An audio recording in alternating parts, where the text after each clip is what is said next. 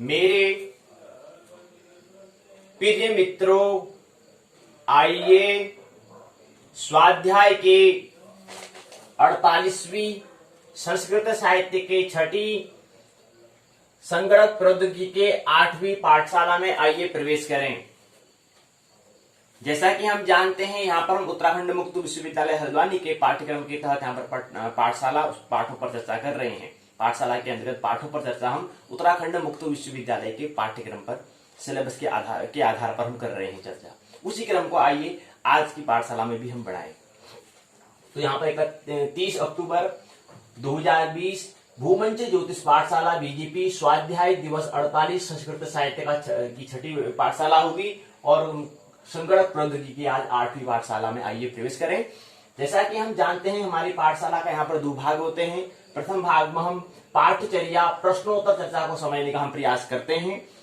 इसके अंतर्गत हम आज पहले बिंदु पर 31 अक्टूबर 2020 स्व परीक्षा कार्यक्रम योजना पे प्रश्नोत्तर चर्चा जो है उससे संबंधित जो कल हम प्रश्नोत्तर चर्चा हम कर रहे थे उससे संबंधित कुछ यहाँ पर एक बात, कुछ तथ्य है, कुछ तथ्य की बात को समझने का हम प्रयास करेंगे। जो तथ्य है, जो वक्तव्य, जो विचार है उसको समझने का हम प्रयास करेंगे।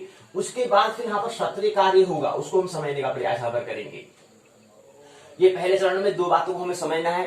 पहले तथ्य, यहाँ पर जो उत्तर हम कल यहाँ पर प्रश्न की हम बात कर रहे थे कि प्रश्न उत्तर चर्चा के बारे में बात कर रहे थे कि हमारा अगर अंतिम चरण हो परीक्षा की आ जाती है तो वहां पर हमें क्या करना चाहिए, हमें उसमें हमें जब हमारा भय जैसा होता है तो उस स्थिति में हमें क्या करनी चाहिए, इसके संबंध में कुछ बात कर रहे थे। या अंतिम चरण जब डेट शीट आ जाती है, जब परीक्षा की समय सारणी आ जाती है, उसमें हमें कैसा हमें माहौल तैयार करना पड़ता है, कैसे हमें तैयारी करनी पड़ती है, ये ढेर सारी बातें हम कल समझने का प्रयास कर रहे थे। कैसे हमें प्लान करना पड़ता है कि उतना पूरी किताब को हमारा जो भी संस्थान है, जहाँ विद्यालय है, वो पूछता तो नहीं है, उसमें केवल उसमें कुछ प्रश्न पूछेगा, उसमें हमें कोई भी लेकिन वो कुछ प्रश्न पूछेगा। जैसे 6 प्रश्न पूछना है, 12 प्रश्न देंगे, 12 में से 6 प्रश्न हमको हल करना होता है।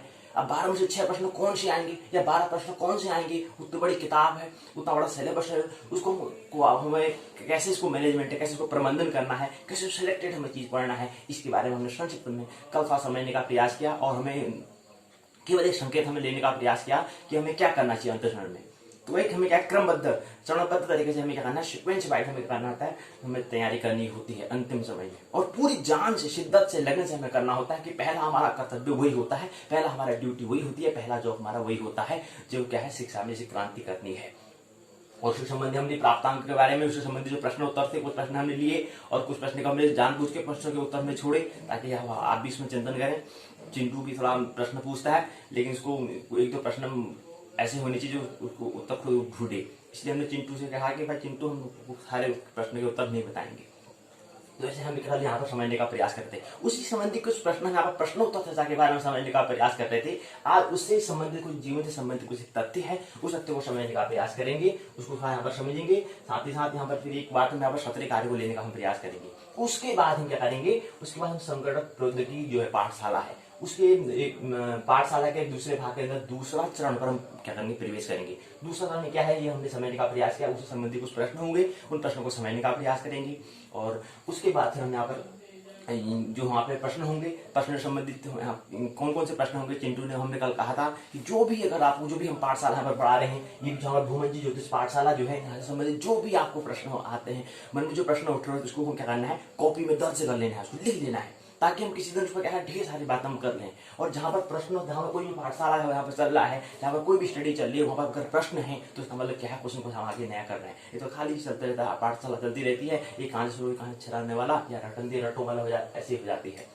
खाली काम चलाओ तो फिजूल की जानकारी हो जाती नहीं ऐसा। जहां पर क्या हो, ऐसी पाठशाला जहां पर क्या हो, पाठ्यचर्या अर्थात पाठ्य चर्चा, पाठ्यक्रम भी हो, सिलेबस भी हो, साथ साथ क्या हो, पाठ्यचर्या अर्थात प्रश्नोत्तर चर्चा भी जहां पर हो। तो ऐसे में क्या होता है, पाठशाला जो होती है उसका क्या होता है, वहां पर क्या होता है कि कुछ क्रांति हो सकती है पाठशाला में, विद्यालय में, कुछ भी शिक्षा क्षेत्र में क्रांति हो सकती है, हम ऐसी आशा करते हैं। तो ये हम समझने का प्रयास यहाँ पर करेंगे। उसी के बाद फिर हम दूसरे भाग 2 में, पाठशाला के दूसरे भाग में प्रवेश करेंगे। यहाँ पर हम क्या करेंगे, विज्ञान शाकुंतलम की हमने समझने का प्रयास किया था कि इसमें पहला उत्तराखंड मुक्त विश्वविद्यालय के स्नातक प्रथम वर्ष के प्रथम प्रश्न पत्र है और विषय है संस्कृत साहित्य। उसके अंतर्गत यहाँ पर खंड 1 को हम समझने का प्रयास कर रहे हैं। अभिज्ञान शाकुंतलम पांचवां इकाई के अंतर्गत अभिज्ञान शाकुंतलम के चतुर्थ हम अंक को समझने का प्रयास, चतुर्थ जो अंक है, चतुर्थ जो अध्याय है उसको समझने का हम प्रयास करेंगे। इसके अंतर्गत 22 श्लोक है, ये हम समझने का प्रयास, मूल पाठ, अर्थ, व्याख्या, व्याकरणात्मक टिप्पणी को हम समझने का प्रयास करेंगे।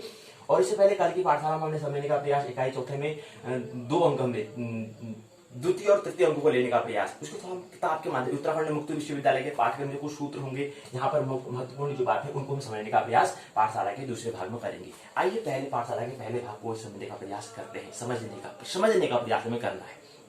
तो आइए, तो 31 अक्टूबर 2020 को इनके क्या परीक्षा का आयोजन हमें करना है, उसके बारे में संबंधित हमें प्रश्न हमें निर्माण करने हैं, उससे संबंधित कोई जानकारी, पहली महत्वपूर्ण जानकारी है, इसको हम जानकारी न करके क्या है, इसको एक हम तथ्य कह सकते हैं, एक प्रमाणित पे हम बात कर सकते हैं। समझने का प्रयास करना, क्योंकि थोड़ा अंतर जगत की बात है, थोड़ा बात को थोड़ा समझ कर अच्छे से मन लगाकर सुनने का और समझने का, फिर चिंतन करने का, मन करने का प्रयास करना, फिर जीवन में धारण करने का प्रयास। ऐसे रखना नहीं है, धरना नहीं है, रटना नहीं है, धरना है, धारण करना है, उसको समझना है।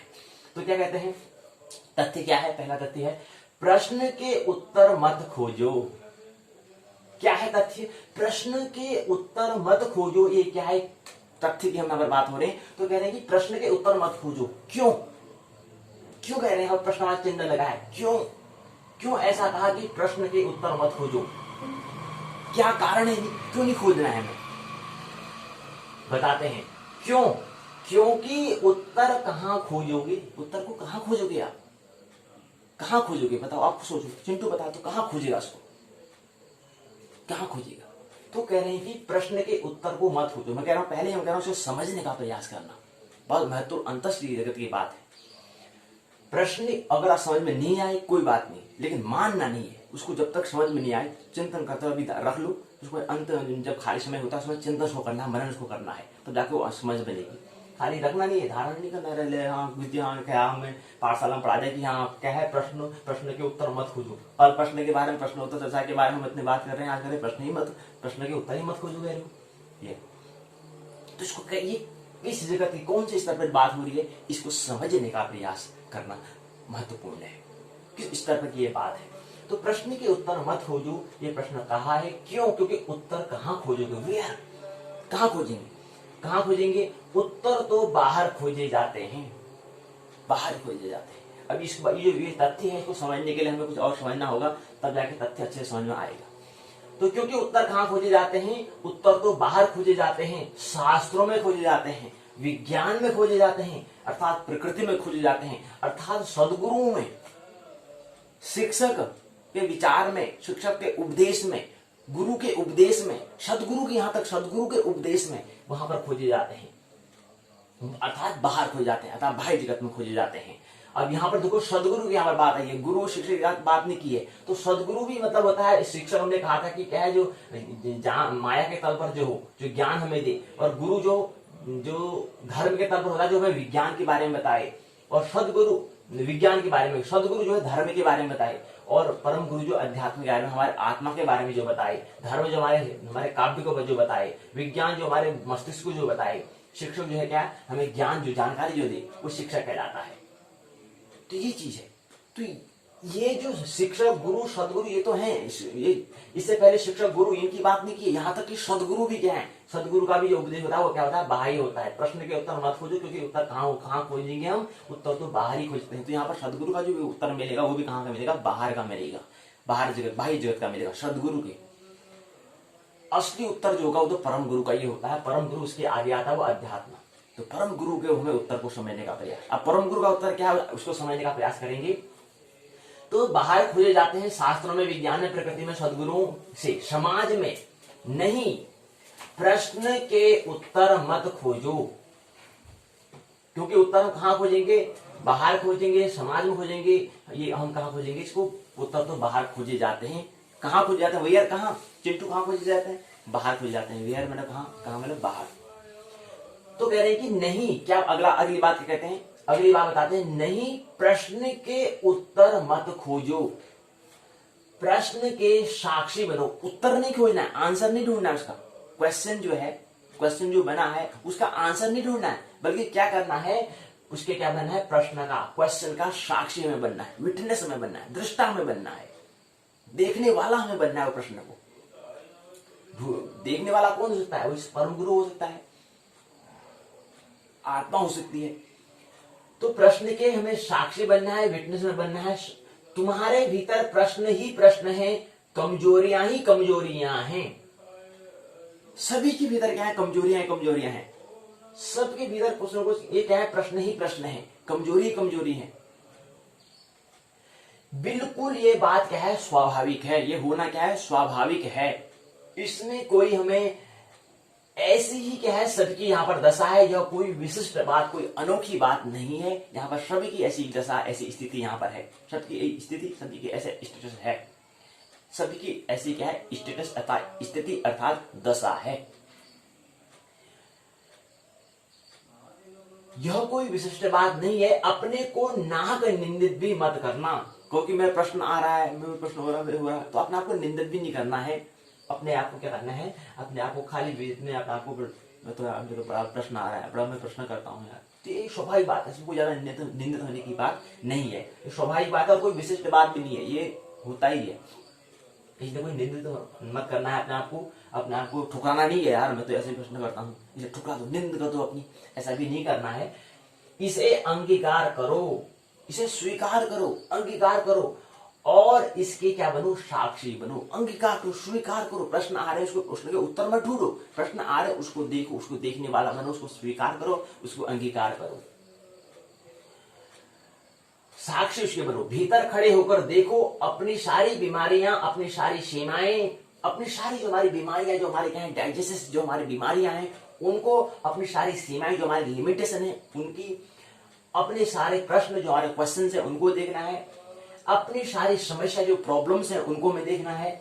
सिर्फ हमें क्या करना है, देखना है, दर्शन हमें करना है। मंदिर में कहते हैं ना, दर्शन करने जा रहे हैं, तो ऐसे ही हमें क्या करना है, जब ध्यान में बैठ जाना है, जब हमें अव्यस्त हो जाना, हमें व्यस्त नहीं, बिजी नहीं, अव्यस्त, नॉट बिजी हमें होना है।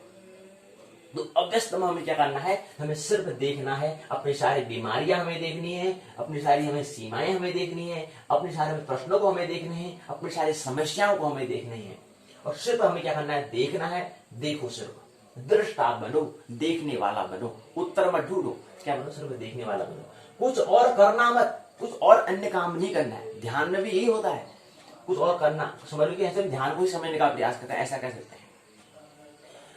तो हमें कुछ और करना नहीं है, कुछ और करना मत, छेड़छाड़ भी नहीं करनी है, रोक टोक भी नहीं करनी है, अदल बदल भी नहीं करनी है, हस्तक्षेप भी नहीं करना है। दूर खड़े होकर, जितने दूर खड़े होकर हम देख सकें उतना हमारे लिए क्या होगा, शुभ होगा।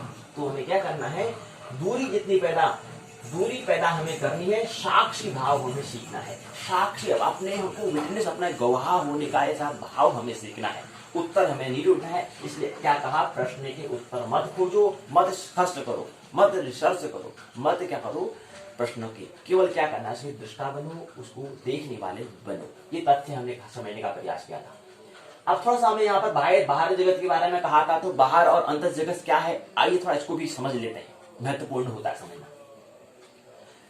और क्या है दूसरा, सबसे पवित्र रिश्ता क्या होता है, अगर आपसे कोई पूछ दे, चिंटू बता सबसे पवित्र रिश्ता कौन सा है, सबसे पवित्र रिश्ता, चिंटू इस प्रश्न का उत्तर क्या होगा? गुरुजी आप मेरे से ही पूछते हैं, और भी तो हैं, ये मेरे साथी मिंटू, ये भी तो है, रमेश, सुरेश, गणेश, इनसे भी तो पूछो ना, मेरे से ही पूछते हो आप। यार प्रश्न तो तू ही पूछता है, और थोड़ा प्रश्न पूछते हैं, प्रश्न तो तू ही पूछता है, इसलिए तेरे प्रश्न हम नहीं पूछना चाहिए। तू प्रश्न पूछता है तो हम तेरे से प्रश्न पूछेंगे, और तो ज्यादा प्रश्न पूछते ही नहीं। कभी भूले भटके पूछ दिया तो पूछ दिया, नहीं तो पूछते नहीं। तो रोज ही प्रतिदिन प्रश्न पूछता है, इसलिए तेरे से ही पूछेंगे। गुरुजी ये क्या पूछा आपने, मेरे को नहीं पता। तो सिर्फ एक पवित्र रिश्ता होता है मित्रता का, मैत्री का, पवित्र रिश्ता मैत्री का। आइए पहले इसको यहाँ पर बात जो कहते हैं उसको समझते हैं। ये तो हम एक तथ्य, एक बात आई थी, इसलिए इसमें बीच में हम डाल देते हैं, पॉइंट डाल देते हैं कि हमें बीच में कुछ बिंदु वो भी हमें याद रहना चाहिए। तो ये हम कह रहे हैं कि कैसे ये बाहरी जगत और अंतर जगत होता है। जगत को समझने का, अस्तित्व को समझने का हम प्रयास करते हैं, ब्रह्मांड को हम समझने का प्रयास करते हैं। इससे पहले ज्योतिष की पाठशाला हमने समझने का प्रयास किया था ब्रह्मांड क्या होता है, ब्रह्मांड प्लस ब्रह्म प्लस अंड होता है, हमने ये समझने का प्रयास किया। और ब्रह्मांड अर्थात शरीर हम इसको कहते हैं, और ब्रह्म क्योंकि ज्योतिष का क्या है, मनुष्य की क्या है, मनुष्य को कैसे आनंद महोत्सव पूर्वक मनुष्य जीवन जिए, ऐसे इसकी क्या है, उसके प्रयास है, ऐसा उसकी क्या है, खोज है। ज्योतिष की ऐसा प्रयास है कि कैसे आनंद महोत्सव पूर्वक व्यक्ति क्या है, जीवन जिए, इसलिए इसको हम यहाँ पर ब्रह्मांड को यहाँ पर शरीर से हम कर रहे हैं।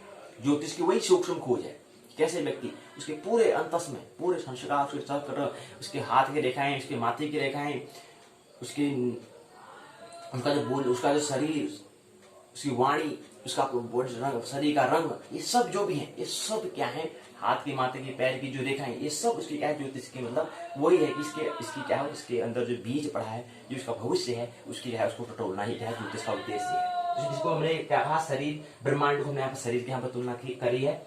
और दूसरा ऐसा ही है भी, अस्तित्व भी ऐसा पूरा ब्रह्मांड एक शरीर जैसा ही है। और शरीर के लिए हमें क्या होता है, मूल और प्रकृति हमारे होती है। प्रकृति के अंदर हम कहते हैं कि 5 तत्वों से शरीर मिलकर बना हुआ होता है, और मूल यहाँ पर, मूल के अंदर हम क्या कहते हैं, आत्मा हम कहते हैं। और एक तीसरा यहाँ पर और होता है, इन दोनों के मध्य, मूल और प्रकृति के मध्य, आत्मा और शरीर के, आत्मा और पदार्थ के मध्य क्या है, आत्मा और पदार्थ के मध्य एक मन भी होता है, उन दोनों का संयोग करने वाला मन भी होता है। और मन का ही थोड़ा विकृत रूप अहंकार भी कहते हैं, मन का ही थोड़ा सृजन रूप, सही दिशा में उसको अभिमान हम कहते हैं, उस बारे उसमें आ जाती है ये चीज है। तो हमने ये कहा ब्रह्मांड ब्रह्म प्लस अंड होता है। और अंड हमने प्रकृति के हमने कहा 3 उसके क्या होते हैं, गुण होते हैं। 3 गुण कौन से होते हैं, proton, neutron, electron. Brahma, Vishnu, Mahesh हमने इसको कहा। रज, सत्व, तम हमने इसको कहा। काव्य, कला और विज्ञान इसको हम कहते हैं। तो सत्व, रज, तम 2 रूप इसके हैं, प्रकृति के 2 रूप कौन से, स्त्री और पुरुष को हम कहते हैं, स्त्रीणता और पौरुषता उसको हम बात करते हैं। इससे पहले एक बात और समझिए, पहली बात है ज्ञान, फिर है विज्ञान, फिर विज्ञान के बाद काव्य, काव्य के बाद कला। ज्ञान से प्राप्त होता है मोह, विज्ञान से प्राप्त होता है ध्यान, काव्य से प्राप्त होता है प्रेम, कला से प्राप्त होता है भक्ति। और ज्ञान क्या है, माया, हम उसको कह सकते हैं माया का प्रतीक है। विज्ञान जो है कृति का प्रतीक है, काव्य जो है धर्म का प्रतीक है, कला जो है अध्यात्म का प्रतीक है। अध्यात्म का तल जो है नाभिस्थित तल है, धर्म जो है हृदय स्थित तल है, कृति जो है मस्तिष्क के तल पर है, माया जो है मन के तल पर है। और इसी क्रम में जो मन जो है, मन से क्या होता है, हमें भ्रमता, ममता में हम पहुंचते हैं, कहां पर हमारा पहुंचना होता है। और मस्तिष्क से हमारे अंदर पौरुषता का क्या होता है, जो हमारे मस्तिष्क से हमें क्या होता है, पौरुषता आता है। विज्ञान की जो हम बात करते हैं, तो विज्ञान से हमारी क्या होती है, पौरुषता का हमारे यहाँ पर प्रतीक होता है। प्रकृति के अंदर पौरुषता की यहाँ पर जिक्र होती है, मस्तिष्क के माध्यम से पौरुषता। और यहाँ पर जो काव्य हम बात करें, वहां पर स्त्रीणता की हमने बात की है, प्रकृति के हमने गुण यहाँ पर बात कर रहे हैं कि इसके 2 रूप, स्त्री और पुरुष, उससे संबंधित स्त्रीणता और पौरुषता 2 चीज होता है। पौरुषता कोई सृजन अगर हमें करना, तो हमें पौरुषता की हमें आवश्यकता होगी, पौरुष की हमें आवश्यकता होती है। कोई भी अगर काम करते हैं तो सृजन करना होता है। और यहाँ पर दूसरा, प्रकृति को अगर किसी व्यक्ति का जन्म देना है, तो वहां पर स्त्रीणता की हमें आवश्यकता होती है। ये हमने समझने का प्रयास किया। तो यही यहाँ पर समझने का प्रयास कर रहे हैं कि स्त्रीणता अर्थात हृदय में क्या है, स्त्रीणता है, और नाभि से क्या है, भगवत्ता है। तो ये क्रम याद रहे, भ्रमता अर्थात ममता, पौरुषता, स्त्रीणता, भगवत्ता, मन, मस्तिष्क, हृदय और नाभि, माया, कृति, धर्म और अध्यात्म, ज्ञान, विज्ञान, काव्य और कला, मोह, ध्यान, प्रेम और भक्ति। ये क्या है, क्रम है। ये थोड़ा हमें अस्तित्व का क्या है, पूरे ये इससे अस्तित्व का हम उसको कहते हैं। अस्तित्व अर्थात ब्रह्मांड में क्या है, ये चीज महत्वपूर्ण होती है। अध्यात्म, धर्म, कृति, माया ये चीज होती है। तो हमें क्या करना है, पहले ज्ञान लेना है, ज्ञान के बाद उसको विज्ञान बनाना है, विज्ञान के बाद उसको काव्य बनाना है, काव्य से इसके बाद क्या आती है, कला आती है। तब जाके आर्ट से, तब जाके हुनर वो क्या बनता है, वो कलाकार बनता है। उससे पहले कलाकार नहीं बन सकता, ये हमें ख्याल लेना चाहिए। और दूसरा, प्रकृति के हमने 3 गुण बताए, सत्व, रज, तम। तो इसके अंदर हमने जो यहाँ पर हम ज्ञान, विज्ञान, काव्य, कला जो कह रहे हैं, तो इसको हमने यहाँ पर प्रकृति के अंतर्गत ही आता है। ये काव्य जो हम यहाँ पर बात कर रहे हैं, काव्य, कला और विज्ञान जो बात कर रहे हैं, क्या है, प्रकृति के अंतर्गत ही आता है। क्योंकि है काव्य, कला और विज्ञान, इसको हम कहते हैं। तो रज जो है प्रतीक है काव्य का, यानी कि प्रोटॉन का सत्व प्रतीक है, कला अर्थात न्यूट्रॉन का तम प्रतीक है, विज्ञान का अर्थात इलेक्ट्रॉन का क्या है प्रतीक है। ये सब एक ही बात है, ब्रह्मा विष्णु महेश के, इलेक्ट्रॉन प्रोटॉन न्यूट्रॉन के या सत्व रजतम के, बात एक ही है, वो सबकी अलग दृष्टि है, लेकिन बात क्या है प्रकृति की ही, अंडे की अर्थात प्रकृति की ही बात हो रही है। तो ये कुछ हमें तथ्य समझने हैं, कुछ हमें ये अस्तित्व क्या है इसको साथ समझने में जिक्र करना है, ताकि हम क्या है मौन अस्तित्व अर्थात प्रश्नों से हम रहित हो जाए, प्रश्न हमारे क्या हो जाए पूरे गिर जाए। तो प्रश्न के उत्तर मत खोजना है, ये ख्याल हमें रहे। कल हम प्रश्न के बारे में कह रहे हैं अभी, और निरंतर कहते थे कि प्रश्न को जितने मन प्रश्न आ रहे उसको लिखो, उस पर हम चर्चा करेंगे। प्रश्नोत्तर चर्चा यहाँ पर मैं कह रहे हैं, यहाँ पर भी हम कभी भी बीच में प्रश्नोत्तर चर्चा ला रहे हैं। वो ला इसलिए रहे हैं ताकि एक दिन क्या हो जाए प्रश्न से रही तथा प्रश्न का क्या हो जाए पूर्ण रूप से गिर जाए, इसलिए यहाँ प्रश्नोत्तर चर्चा पाठ्यचर्या होती है। लेकिन महत्वपूर्ण सूत्र अंतर जगत की यही बात है, आध्यात्मिक जगत यही बात है, अर्थात मूल जगत की बात यही है कि प्रश्न के उत्तर मत बनो, प्रश्न के उत्तर मत खोजो, क्योंकि उत्तर कहाँ खोजते हैं हम बाहर खोजेंगे। और इसलिए हमें क्या करना है, देखने वाला हमें बनना है, कोई छेड़छाड़ हमें नहीं करनी है, केवल हमें दर्शन हमें करना होता है, दृष्टा हमें बनना है, साक्षी हमें बनना है, देखने वाला हमें बनना है। तो हमें केवल प्रश्नों को देखना है, प्रश्न आ रहे तो उसको हमें क्या है देखना है, ये हमें दो बात समझनी है। इसी क्रम में हमने एक और तथ्य और समझ लिया, जैसा है ज्योतिष हमने कहा था, ज्योतिष में हमने कहा कि अध्यात्म भी है, ज्योतिष धर्म भी है, विज्ञान भी है और माया भी है। तो कैसे है, क्योंकि हमने पिछली पाठशाला में समझने का प्रयास किया कि ज्योतिष के 3 हिस्से होते हैं, पहला होता है अनिवार्य, दूसरा अर्ध अनिवार्य, तीसरा गैर अनिवार्य।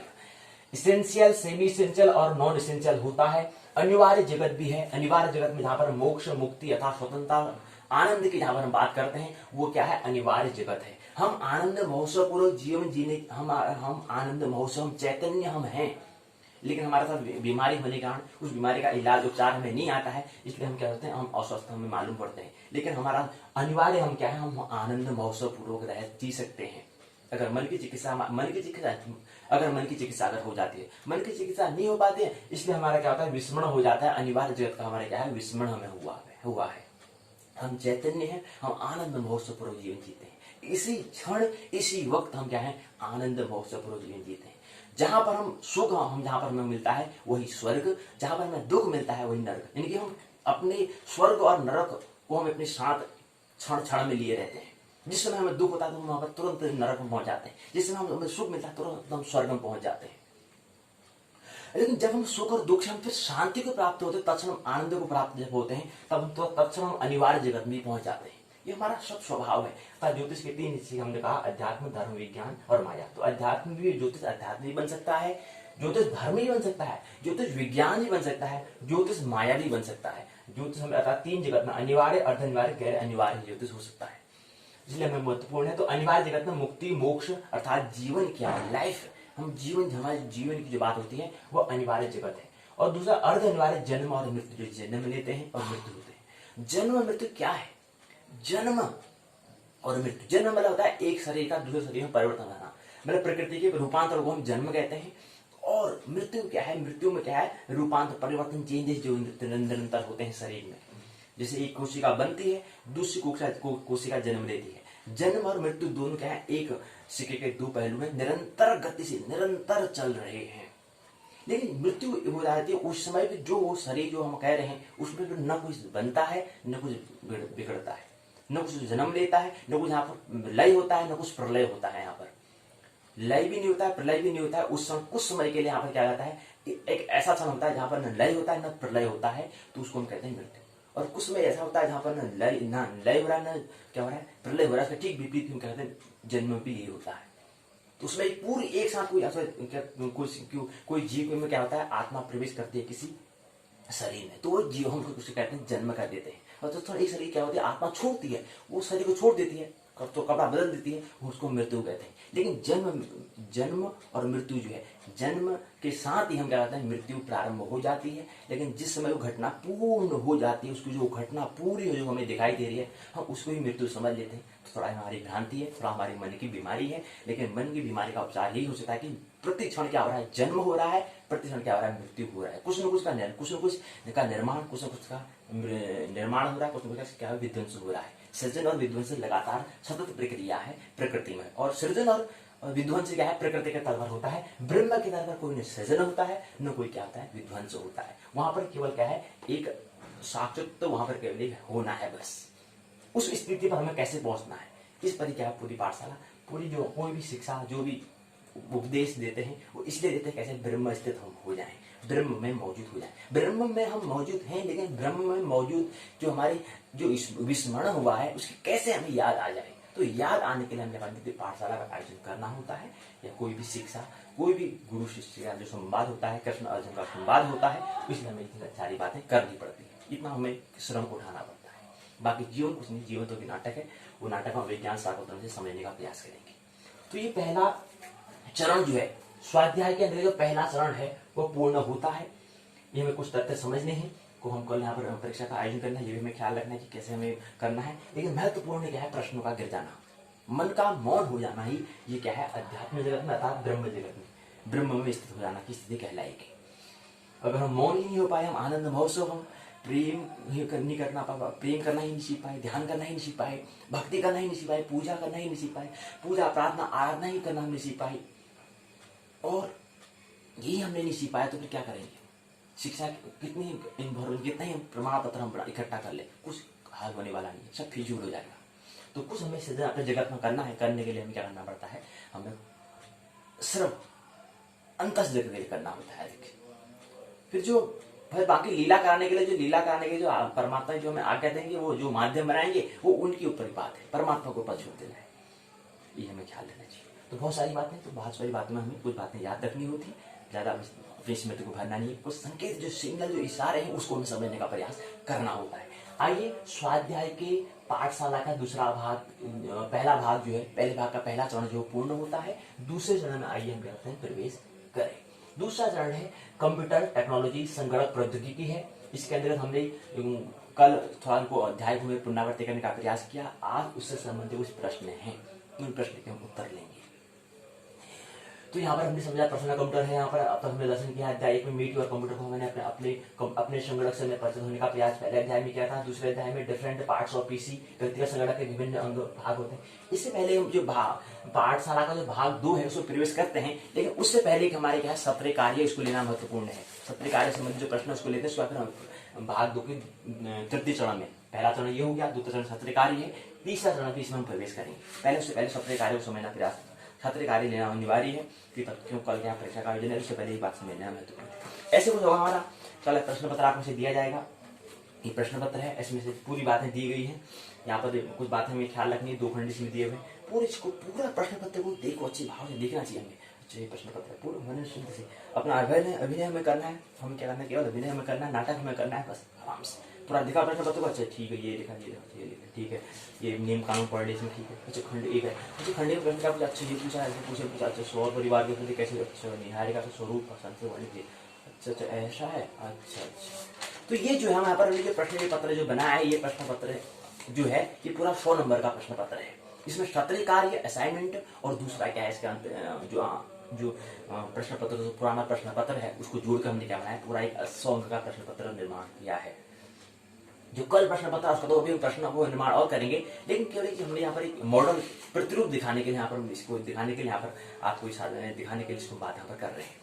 ऐसा कल जो पाठशाला में जो लिखित मौखिक परीक्षा होगी उसमें तो प्रश्न अलग होंगी, लेकिन ये क्या है पुराना प्रश्न पत्र है और प्लस सत्र कार्य दोनों को ऐड करके, दोनों को जोड़ करके, दोनों का मिलन से हमें 100 अंक का हमने प्रश्न पत्र तैयार किया है। और ये क्या है, स्नातक उत्तराखंड मुक्त विश्वविद्यालय हल्द्वानी के स्नातक प्रथम वर्ष के प्रथम प्रश्न पत्र का, जिसका नाम है JY, प्रश्न पत्र कोड है JY 101 ब्रह्मांड एवं काल। उसके अंदर पहला सत्र कार्य में जो प्रश्न पत्र पूछे गए, पहला सत्र कार्य होता है 20 अंक का, ये आपको पता है। दूसरा 80 अंक का क्या होता है, लिखित मौखिक परीक्षा होती है, ये हमें समझने का प्रयास। तो सत्र कार्य में जो प्रश्न पूछे गए उसको लेने का यहाँ पर ये प्रयास करते हैं। ये नियम यहाँ पर बताए हैं, सत्र कार्य में भी 2 खंड होते हैं, बाकी नियम कानून हमने पिछली बार बता दिया है, वो यहाँ पर होता है, समझना है। तो पहले खंड में क्या है, 8 प्रश्न पूछे गए हैं, 8 में से केवल हमें 4 करने होते हैं। पहला प्रश्न पूछा है कि सौर परिवार की उत्पत्ति कैसी हुई, और याद नहीं 4 प्रश्न पूछे, 2.5 अंक का होता है, 20 अंक का क्या पूर्णांक होता है, समझ में, ये हमें स्मरण रखना है। तो सौर परिवार की उत्पत्ति कैसे हुई, पहला प्रश्न। दूसरा प्रश्न पूछा है निहारिका के स्वरूप का संक्षिप्त वर्णन हमें करना है। तीसरा प्रश्न पूछा है बुध ग्रह के भौतिक स्वरूप का उल्लेख कीजिए। चौथा प्रश्न पूछा है अखंड काल का परिचय दीजिए। 5वां प्रश्न सौर, चांद्र, नक्षत्र और शान मासों का वर्णन कीजिए। छठा प्रश्न है सूर्य सिद्धांत के अनुसार मन एवं कल्पमान का विवेचना कीजिए। सातवां प्रश्न पूछा है योग का साधन कीजिए। आठवां प्रश्न पूछा है मध्यमांतर एवं व्यंजनांतर में अंतर स्पष्ट कीजिए। ये खंड 1 में 8 प्रश्न पूछे गए हैं, जिसमें केवल हमें 4 प्रश्न करने होते हैं और एक प्रश्न जो है 2.5 अंक का होता है। तो 4 गुना 2.5 बराबर 10 अंक का क्या बनता है, पहला खंड बनता है। दूसरा खंड होता है, दूसरा खंड के अंदर 4 प्रश्न पत्र होते हैं। 4 प्रश्न पत्र में केवल 2 प्रश्न के हमें क्या करना है, उत्तर हमें देने हैं। पहला प्रश्न है नक्षत्र के सैद्धांतिक स्वरूप का प्रतिपादन कीजिए। दूसरा है लोकल तथा स्थानीय समय का ज्ञान कैसे करते हैं, इसके बारे में बताओ। तीसरा प्रश्न है क्षुद्र और वामन ग्रह का वर्णन कीजिए। और चौथा प्रश्न है प्राच्य पाश्चात्य दृष्टिकोण से ग्रह कक्षा का वर्णन कीजिए। ये क्या है, पिछले वर्ष यहाँ पर सत्र कार्य में दिया गया है, इसको हमें समझने का प्रयास में करना है। तो ये कुल मिला के कितने हैं, 8 हैं, 8 4 9 10 11 12 प्रश्न पत्र यहाँ पे पूछे गए हैं। 12 प्रश्न यहाँ पर पूछे गए। प्रश्न पत्र में 12 सत्रीय कार्य जो असाइनमेंट है उसमें क्या है, 12 प्रश्न पूछे गए हैं। 6 प्रश्न के हमें उत्तर देने हैं। और जो 12 प्रश्न है ये क्या है, 2 खंडों में लघु उत्तरी और दीर्घ उत्तरी के तहत उत्तरी के खंड के 2 खंडों के अंतर्गत दिया गया है, लेकिन लघु उत्तरी एक दीर्घ उत्तरी प्रश्न के अंतर्गत दिया गया है। तो यहीं पर क्या है, पहला जो सत्र कार्य इसके अंदर जो प्रश्न इसको समझने का प्रयास किया। इससे संबंधित हमने कहा कि जो हमने यहाँ पर क्या है 8 प्रश्न पूछे गए। 8 प्रश्न में से विद्यार्थी पर निर्भर करता है कि 8 में से कौन से 4 प्रश्न को ले। तो हमने यहाँ पर पहले सौर परिवार को लिया था, दूसरा हमने अखंड काल को लिया, तीसरा सौर चंद्र नक्षत्र श्रावण मास को लिया, चौथा हमने प्रश्न लिया था सौर परिवार। इसके अंतर्गत जो प्रश्न ये हमने सत्र कार्य तैयार किया था, ये इसमें दिया हुआ है, ये सत्र कार्य है। पूरी यहाँ पर नाम हमसे बता दिया, पर आप पहला फ्रंट पेज है, ये उत्तराखंड का लोगो यहाँ पर बनाया हुआ है। श्रद्धावान लपते क्या नाम, ये हमारा लोगो हिसाब से सत्र कार्य इसमें बनाया है।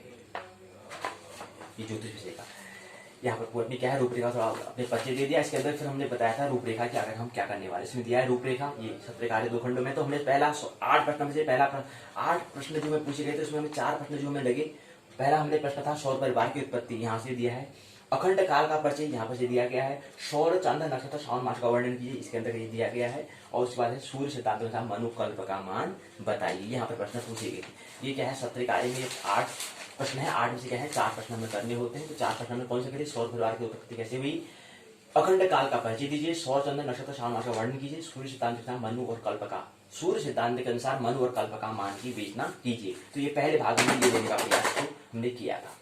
इसी क्रम में फिर हमने ये रूपरेखा यहाँ पर तैयार की थी। खंड 1 में 4 प्रश्न, खंड 2 में फिर इसी क्रम में अगला खंड जो है इसके अंतर्गत 4 प्रश्न है यहाँ पर दिए हैं। पहला प्रश्न है नक्षत्र के सैद्धांतिक स्वरूप का लोकल स्थानीय समय का ज्ञान कैसे करते हैं, लोकल तथा स्थानीय समय का ज्ञान कैसे करते हैं, कैसे ज्ञान होता है स्थानीय समय का, उसको समझने का प्रयास। क्षुद्र और वामन ग्रह का वर्णन कीजिए, प्राच्य पाश्चात्य दृष्टिकोण से ग्रह कक्षा का वर्णन कीजिए। ये 4 प्रश्न में हमें 2 प्रश्न कौन से लगे, पहला लगा नक्षत्र के सैद्धांतिक स्वरूप का प्रतिपादन कीजिए, लोकल तथा स्थानीय समय का ज्ञान कैसे करते हैं। ये हमने 4 में से 2 प्रश्न हमने लिए थे। ये 2 प्रश्न हमको लगे, 2 प्रश्न हमने लिख दिए। तो खंड ये रूपरेखा हमने बना दी, यहाँ ये दिया गया इतने का है, खंड 1 खंड 2 प्रश्न की रूपरेखा हमने दी है। फिर पहले प्रश्न 6 प्रश्न हुए, पहला दूसरा तीसरा चौथा 5 छठा खंड क्या है, कौन से खंड से लिया गया है और कौन से खंड की कौन सी इकाई से लिया गया है, ये हमने समझने का प्रयास किया।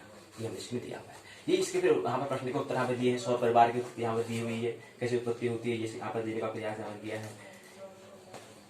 दूसरा प्रश्न पहला है सौर परिवार की उत्पत्ति यहाँ पर दी हुई है, दूसरा है अखंड काल, तीसरा प्रश्न का उत्तर यहाँ पर इसमें दिया हुआ है मास मंथ महीना क्या है उसके बारे में समझाने का प्रयास। उसके बाद लगा है मनुकल्प का मान, ये मनुकल्प का मान यहाँ पर दिया हुआ है। इसी क्रम में फिर अगला जो है वह है नक्षत्र। इसी क्रम में फिर अगला जो है छठा प्रश्न है स्थानीय समय। तो दोनों का योग से क्या है 4 वहां 2 वहां, तो 2 हमने खंड से मिलाकर क्या है हमारे 6 प्रश्न होते हैं। हमने कुल कहा तो 5 प्रश्न इसमें लिखा है ये बात। तो ऐसे क्या है सत्य कार्य हमें तैयार करना होता है। और ये इसका फ्रंट पेज है, इसका क्या है जो मुख्य पृष्ठ जो है ये है इसका, ये मुख्य पृष्ठ रहा। और ये इसके ठीक पीछे रूपरेखा हमने बनाई थी, इसके क्या पीछे ठीक रूपरेखा से बनाई थी हमने। ये इसकी रूपरेखा और ये इसकी क्या है पहला मुख्य पृष्ठ जो है ये, जिसमें क्या है पूरी कौन सा विद्यार्थी इसको दे रहा है ये हमने समझाने का प्रयास किया। इसी प्रकार से क्या है ये सत्र कार्य में प्रश्न पूछे तो 8 विषय में 4 में से हमें 2 8 में से 4 करने होते हैं और 4 विषय में 2 करने होते हैं, तो जाके क्या बनते हैं 6 प्रश्न बनते हैं। इसी क्रम में पहला प्रश्न ये था, पहले स्नातक प्रथम वर्ष का प्रथम प्रश्न पत्र ब्रह्मांड एवं काल सूत्रकारी ये था। दूसरा इसी क्रम के अंदर क्या है, लेकिन इससे पहले आइए पहले वो भी देखें। अभी हमने सत्रकारी, अभी पहले प्रश्न पत्र का पहला हमने क्या कर रखा है, पहला ही हमने क्या कर रखा है, सत्रकारी 20 अंक को हमने देखा है। अब 80 अंक और बचे, तब जाके यहाँ पर पूर्णांक होगा, उससे पहले 100 पूर्णांक होने वाला है नहीं। तो यही यहाँ पर देने का प्रयास किया है। पिछले वर्ष का प्रश्न पत्र है ये बताया 3 घंटे, लेकिन अब 2 घंटे हो चुका है। पूर्णांक 80 दिया हुआ है, ये हमें कुछ यहाँ पर समझना होता है, पहले अच्छे देखना है, कोई जल्दी हड़बड़ कुछ नहीं करनी है, आनंद मस्त मस्त सभी सुनते हुए क्या है, एग्जाम परीक्षा भवन में हमें जाना होता है, कुछ नहीं होता, बस बड़ा मजा आने वाला है परीक्षा, कुछ भी नहीं होता है। तो मन की तैयारी बिल्कुल अच्छी लीजिए, तो आराम से लो, पुस्तक लो, बड़ा मस्त रहो, आराम से परीक्षा भवन में बैठो, वहाँ पर कोई हड़बड़ा पकड़ने की जरूरत नहीं है। पहले अपनी व्यवस्था पहले से कर लेनी चाहिए। एक सप्ताह से पहले हमें क्या जाना, तैयार हो जाना है कि हाँ मैं परीक्षा भवन में, वो परीक्षा भवन जो वहाँ पर हो रहा है, जो घटना हो रही है, उसको अपनी स्मरण शक्ति से वहाँ पर क्या जैसा होगा पहले अनुमान में कर लेना है, पहले हमें मानसिक में तैयार हो जाना है। तो वहाँ पर फिर हमें हड़बड़ाहट कुछ होने वाली नहीं है, ये हमें ख्याल रहेगा, तो वहाँ पर कुछ ऐसा होने वाला नहीं है। फिर हम और अच्छे से वहाँ पर प्रश्न का उत्तर देंगे। नहीं तो हम हड़बड़ होगी तो प्रश्न फिर याद ही नहीं आता यार, अच्छे क्या है, तो समय व्यतीत होता है। फिर वहाँ पर हमें ध्यान देना होगा, आनंद हमें क्या है, स्थिर मन से हमें काम करना होता है। यहाँ पर तो ये प्रश्न दिए हैं, ये प्रश्न के अंदर हमें यहाँ पर भी नियम कानून वही बता रखा है। यहाँ पर भी हमें क्या है, पहले हमें दीर्घ खंड है, यहाँ पर वहाँ पर लघु था, सत्रकारी में लघु दिया है, फिर दीर्घ दिया है। यहाँ पर उसका विपरीत है, पहले खंड में दीर्घ दिया है, फिर लघु दिया है। तो यहाँ पर क्या है, 4 प्रश्न पूछे गए, नियम वही है, नियम को अच्छे से देखना है, प्रश्न पत्र को देखना है, प्रश्न पत्र के प्रश्न को अच्छे से पहले समझना है। आपने जो प्रश्न पत्र इसमें कह दिए, क्या 4 प्रश्न पत्र दिए हैं। पहला प्रश्न है आकाश गंगा का विस्तृत विवेचना कीजिए, पहला प्रश्न है आकाश गंगा का विस्तार से वर्णन करो, विवेचन करो, ये प्रश्न पूछा गया है। प्रश्न को समझना है, पहले प्रश्न को पहले पढ़ो, उसमें कम से कम 1-2 मिनट उसको लो, पहले समझो, उसके बाद चिंतना करो, अच्छा मैंने यहाँ किताब को वहाँ पढ़ा था, अच्छा उस पेज में दिया था, अच्छा वहाँ पर दिया था, अच्छा वहाँ पर ऐसे दिया था, ये हमें इमेजिन करनी होती है, तथा उसको फिर हमें दर्ज करना है और अनुभव के क्षेत्र में करना है। तो पहले प्रश्न को समझना महत्वपूर्ण होता है। हमने कहा था कि समस्या को पहले समझो, तब जाकर उसका समस्या का हमें क्या करना है, फिर समाधान में करना है, तब जाकर उसके उत्तर हमें लिखने हैं। पहले प्रश्न को समझना है, तब जाकर उसको उत्तर हम दे पाएंगे और अच्छे से दे पाएंगे। नहीं तो बोला यार उसमें तो ऐसा था यार, उसमें याद ही जैसा नहीं आ रहा था, जी हमें क्या करनी है, फिर तैयारी करनी होती है। अगर आज हम सीधे मन से ठंड शांत मन से अगर जाएंगे तो हमें वहाँ पर कोई दिक्कत नहीं होगी, तुरंत हम आएंगे और रिलैक्स होंगे, तुरंत हमें उत्तर अपने आप मिलना शुरू हो जाएगा, उसका प्रश्न का उत्तर तुरंत हमें स्वतः ही मिलना शुरू हो जाएगा। तो पहला प्रश्न आकाश गंगा का विस्तार से वर्णन करो, विवेचना कीजिए, ये पहला प्रश्न पूछा गया है। प्रश्न को समझना है, तब समस्या को पहले समझना है, समस्या क्या है पहले उसको देखना है, समस्या कैसे आई है और क्या है ये पहले ये देखना है, उसके बाद फिर काम हल करना है, उसी समस्या को पहले करना है, समाधान करना है, सॉल्व उसको करना है। पहले समस्या प्रॉब्लम है क्या, पहले उसे हमें देखना है।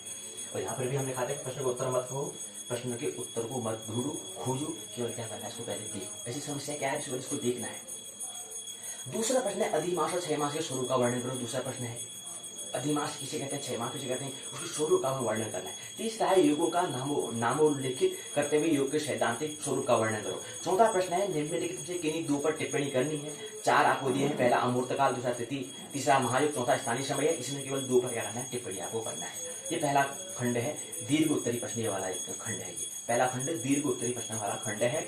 इसमें 4 खंड प्रश्न दिए, उसमें हम क्या करना है, केवल 2 में करने हैं। कुल हम क्या है 6 प्रश्न पत्र करने और कुल हमें जो पूछे जाएंगे संपूर्ण प्रश्न की संख्या कितनी होगी, 12 होगी। और जो हमें संपन्न जो हमें सॉल्व करने हैं, इसका हमें प्रश्न के उत्तर हमें देने हैं, प्रश्न उत्तर हमें देना है, प्रश्न का उत्तर देना है, तो केवल 6। खंड 2 है, इसमें कुछ नियम कानून दिया गया है, इसको समझना है, उसके बाद फिर आगे प्रश्न में प्रवेश करना है। प्रश्न को समझना महत्वपूर्ण है। इसके अंदर 8 प्रश्न पत्र दिए हैं और दूसरा खंड है लघु उत्तरी प्रश्न पत्र है। दूसरा खंड क्या है, लघु उत्तरी प्रश्न खंड है। इसमें दूसरा खंड कौन सा है, लघु उत्तरी। लघु उसमें क्या देना है, उत्तर हमें देना है, अर्थात 10 अंक का है। और पहला क्या था, 20 अंक का क्या था, पहला खंड जो था उसमें एक प्रश्न का उत्तर आपको, अगर आप प्रश्न का उत्तर देंगे तो आपको 20 अंक मिलेंगे। और पहले खंड जो दूसरा लघु उत्तरी जो है, इसमें अगर आप एक प्रश्न का उत्तर देंगे तो आपको 10 अंक आपको मिलेंगे। तो 10 को 40 और वहाँ पर 20 गुना 40, ऐसे 40 मिलकर 80 बनता है। पहला है गुरु के भौतिक स्वरूप का वर्णन करो। दूसरा प्रश्न है धूमकेतु का संक्षिप्त परिचय दीजिए। तीसरा प्रश्न है सौर, चंद्र, नक्षत्र, श्रावण मासों का परिचय दीजिए। चौथा है अयन कितने प्रकार के होते हैं, परिचय दीजिए। पांचवा है प्राचीन मतानुसार ग्रहों की कक्षा का क्रम को लीजिए। छठा है 4 स्थिर उपकरणों का पृथ्वी अनुसार परिचय दीजिए। सातवां है स्वकल्पित उदाहरण के द्वारा सूर्योदय और सूर्यास्त का साधन कीजिए। आठवां है वेलांतर किसे कहते हैं, वेलांतर किसे कहते हैं, ये समझाने का प्रयास कीजिए। तो ये 8 विषय हमें केवल 4 हमें करने होते हैं, जो हमें क्या हो, जिसमें हम अच्छे से जो हमें आते हो ऐसे हमें करना है। जिसको अंतिम समय में हमें क्या करना है, केवल 6 प्रश्न हमें ध्यान करना है और 6 प्रश्न केवल हमें 6 पंचे 30, करीब अगर 30-40 प्रश्न में अगर हम 30, अगर पूरी किताब में से अगर हम पूरी जो किताब है उसमें से अगर हम 5-6 प्रश्न, मतलब 6 पंचे 30, करीब 50 क्वेश्चन भी अगर हम तैयार कर लेते हैं तो वो 50 क्वेश्चन, वो पूरी किताब नहीं करनी है, हमें क्या करना है, पूरी किताब को हमें क्या कहते हैं ना 50 क्वेश्चन में रख देना है। इतना उसको संक्षिप्त में कर लेना है, पर उसी 50 क्वेश्चन को फिर क्या करना है, उसी 50 क्वेश्चन हम अपनी स्मृति में रखेंगे और निरंतर उसकी क्या करेंगे, पुनरावृत्ति करेंगे, रिवीजन करेंगे, उसके पुनः उसका दर्शन करते रहेंगे और रिवीजन पुनरावृत्ति करते रहेंगे। तो वो 50 क्वेश्चन को हम तैयार करेंगे तो कुछ भी पूछ देगा। तो उसमें बहुत सारे 8-12 प्रश्न होते हैं, 12 प्रश्न केवल 6 प्रश्न देने थे, तो 50 जो हमने बनाई, जो हमने अंतिम समय, जो अंतिम चरण में जो हमने योजना बनाई थी कि हमने केवल 50 प्रश्न बनाए थे, तो उससे समझ आ जाएगा। अंतिम समय में किताब में देखना नहीं होता है, अंतिम समय में सिलेबस को देखो, उसका तुरंत बाद तक से क्या करना है अपना, इसकी रणनीति मांगे, एक छोटा सा क्वेश्चन इसको तैयार हमें कर देते हैं। पूरे अध्ययन में यही कहलाता है कि अध्ययन में उस किताब को कितनी शॉर्ट हम कर सकते हैं, उसको शॉर्ट हमें बनाना है, उसको संक्षिप्त में पहले हमें बनाना है और संक्षिप्त में उस बात हमें बार बार पुनरावृत्ति करते रहेंगे। बार बार किताब करने की जरूरत नहीं, किताब को 1 बार या 2 बार, अधिक से अधिक 3 बार हमें अध्ययन करना होता है। उसके बाद फिर किताब से छोड़ दो और किताब से मैं नोट पहले तैयार करने थे, कुछ हमें तथ्य पहले करने थे, स्मृति तथ्य में बात रखनी होती है, उसको हमें 50 प्रश्न में तैयार कर लेने होते हैं। उसको किताब पर को बाहर अंतिम समय में वही उसी जो नोटबुक जो मैंने कर रखा है उसको हमें देखना होता है। ये रणनीति ऐसी होनी चाहिए। तो ये पहला प्रश्न पत्र यहीं पर पूर्ण होता है। यहीं पर क्या है, पहला प्रश्न पत्र जो है ब्रह्मांड एवं काल, ये क्या होता है, पूर्ण होता है। सत्र कार्य और प्रश्न पत्र ऐसा होगा। तो सत्र कार्य हमने देख लिया है और आप क्या है, लिखित परीक्षा कल होने वाली है, 2 में होगी, बताइए। और सत्र कार्य हमने यहाँ पर तैयार कर लिया है, सत्र कार्य हमने तैयार कर लिया है, हमें देख ही रहा है। और हमें क्या है, जो प्रश्न है उसकी तैयारी करनी है, कल का समय कैसा है उस पर हम कल विचार करेंगे और कल प्रश्न पत्र में उसको देखेंगे। और दूसरी सीक्रेट में क्या है, दूसरा अभी ज्योतिष का पहला ही प्रश्न पत्र पूर्ण हुआ है, दूसरा प्रश्न पत्र कैसे होगा, दूसरा प्रश्न पत्र के भी यहाँ पर दिया, सत्र कार्य भी दिया। अच्छे बात ध्यान पूर्वक क्या है, पहले प्रश्न पत्र को देखना है। ये क्या है, प्रश्न पत्र है, इसमें क्या है, प्रश्न पत्र, प्रश्न दिए गए हैं, क्या प्रश्न पत्र दिए हैं और कौन सा विषय है। उत्तराखंड मुक्त विश्वविद्यालय की स्नातक ज्योतिष विषय के प्रथम वर्ष के द्वितीय प्रश्न पत्र है और उसका प्रश्न पत्र का नाम है जन्मकुंडली निर्माण। विषय का कोड है BIJY 102 है। अच्छी ये चीज, अच्छे इसमें नियम अच्छे, ये इसमें कुछ यहाँ पर कुछ बातें दी होती हैं, हमें पढ़ना होता है। ये अच्छा पहले हम सत्र कार्य को समझ रहे हैं, याद रखना, पहले हम सत्र कार्य को 20 + 80 = 100 अंक होता है, ये हमें ख्याल रखना है। इसी क्रम में इसको हमने एक साथ बना रखा है, ये प्रश्न पत्र तैयार किया है, ये हमें ख्याल रखना है। तो खंड 1 में पहले सत्र कार्य को समझने का प्रयास करते हैं, असाइनमेंट को समझने का प्रयास करते हैं। यहाँ पर भी वही सेम, वही जैसे हमने पहले प्रश्न पत्र में नियम है, वही क्या है, दूसरे प्रश्न पत्र में ऐसे संस्कृत विषय में, ऐसे मनोविज्ञान विषय में, सभी में नियम एक ही है। ये हमें एक नियम, एक प्रश्न पत्र का जो नियम है वो समझना है। बाकी चीज जो अन्य जो 5 जो प्रश्न पत्र हैं उसके नियम से उसी प्रकार से होते हैं।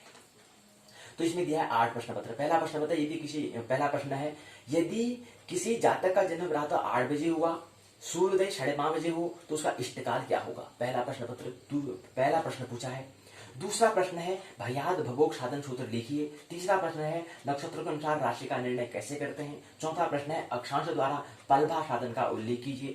पांचवा प्रश्न है, छठांश से क्या तात्पर्य है। छठा प्रश्न है, नक्षत्र से दशा का निर्णय कैसे करते हैं। सातवां प्रश्न है, अयनांश का परिचय दीजिए। सातवां और 8वां प्रश्न है, ज्योतिष शास्त्र में लग्न का क्या प्रयोजन है, ये बताने का प्रयास। अब ये 8 प्रश्न पत्र में से हमें केवल क्या करने हैं, 4 हमें करने होते हैं। और 4 हमने कौन से करे, यहाँ पर विषय वही प्रक्रिया चल रही है। ये लोगो है, इसमें हमारा मुख्य प्रश्न है, इसमें लोगो दिया है, बाकी दिया हुआ है इसमें लोगो, इसमें दिया हुआ है श्रद्धा मालिक उत्तराखंड मुक्त विश्वविद्यालय। यहाँ पर कुछ अपनी क्या है, मुख्य प्रश्न में जो मुख्य पेज है इसको बना रहे हैं प्रयास। इसके ठीक विपरीत जो है प्रश्न में हमने बना रखा है इसकी रूपरेखा।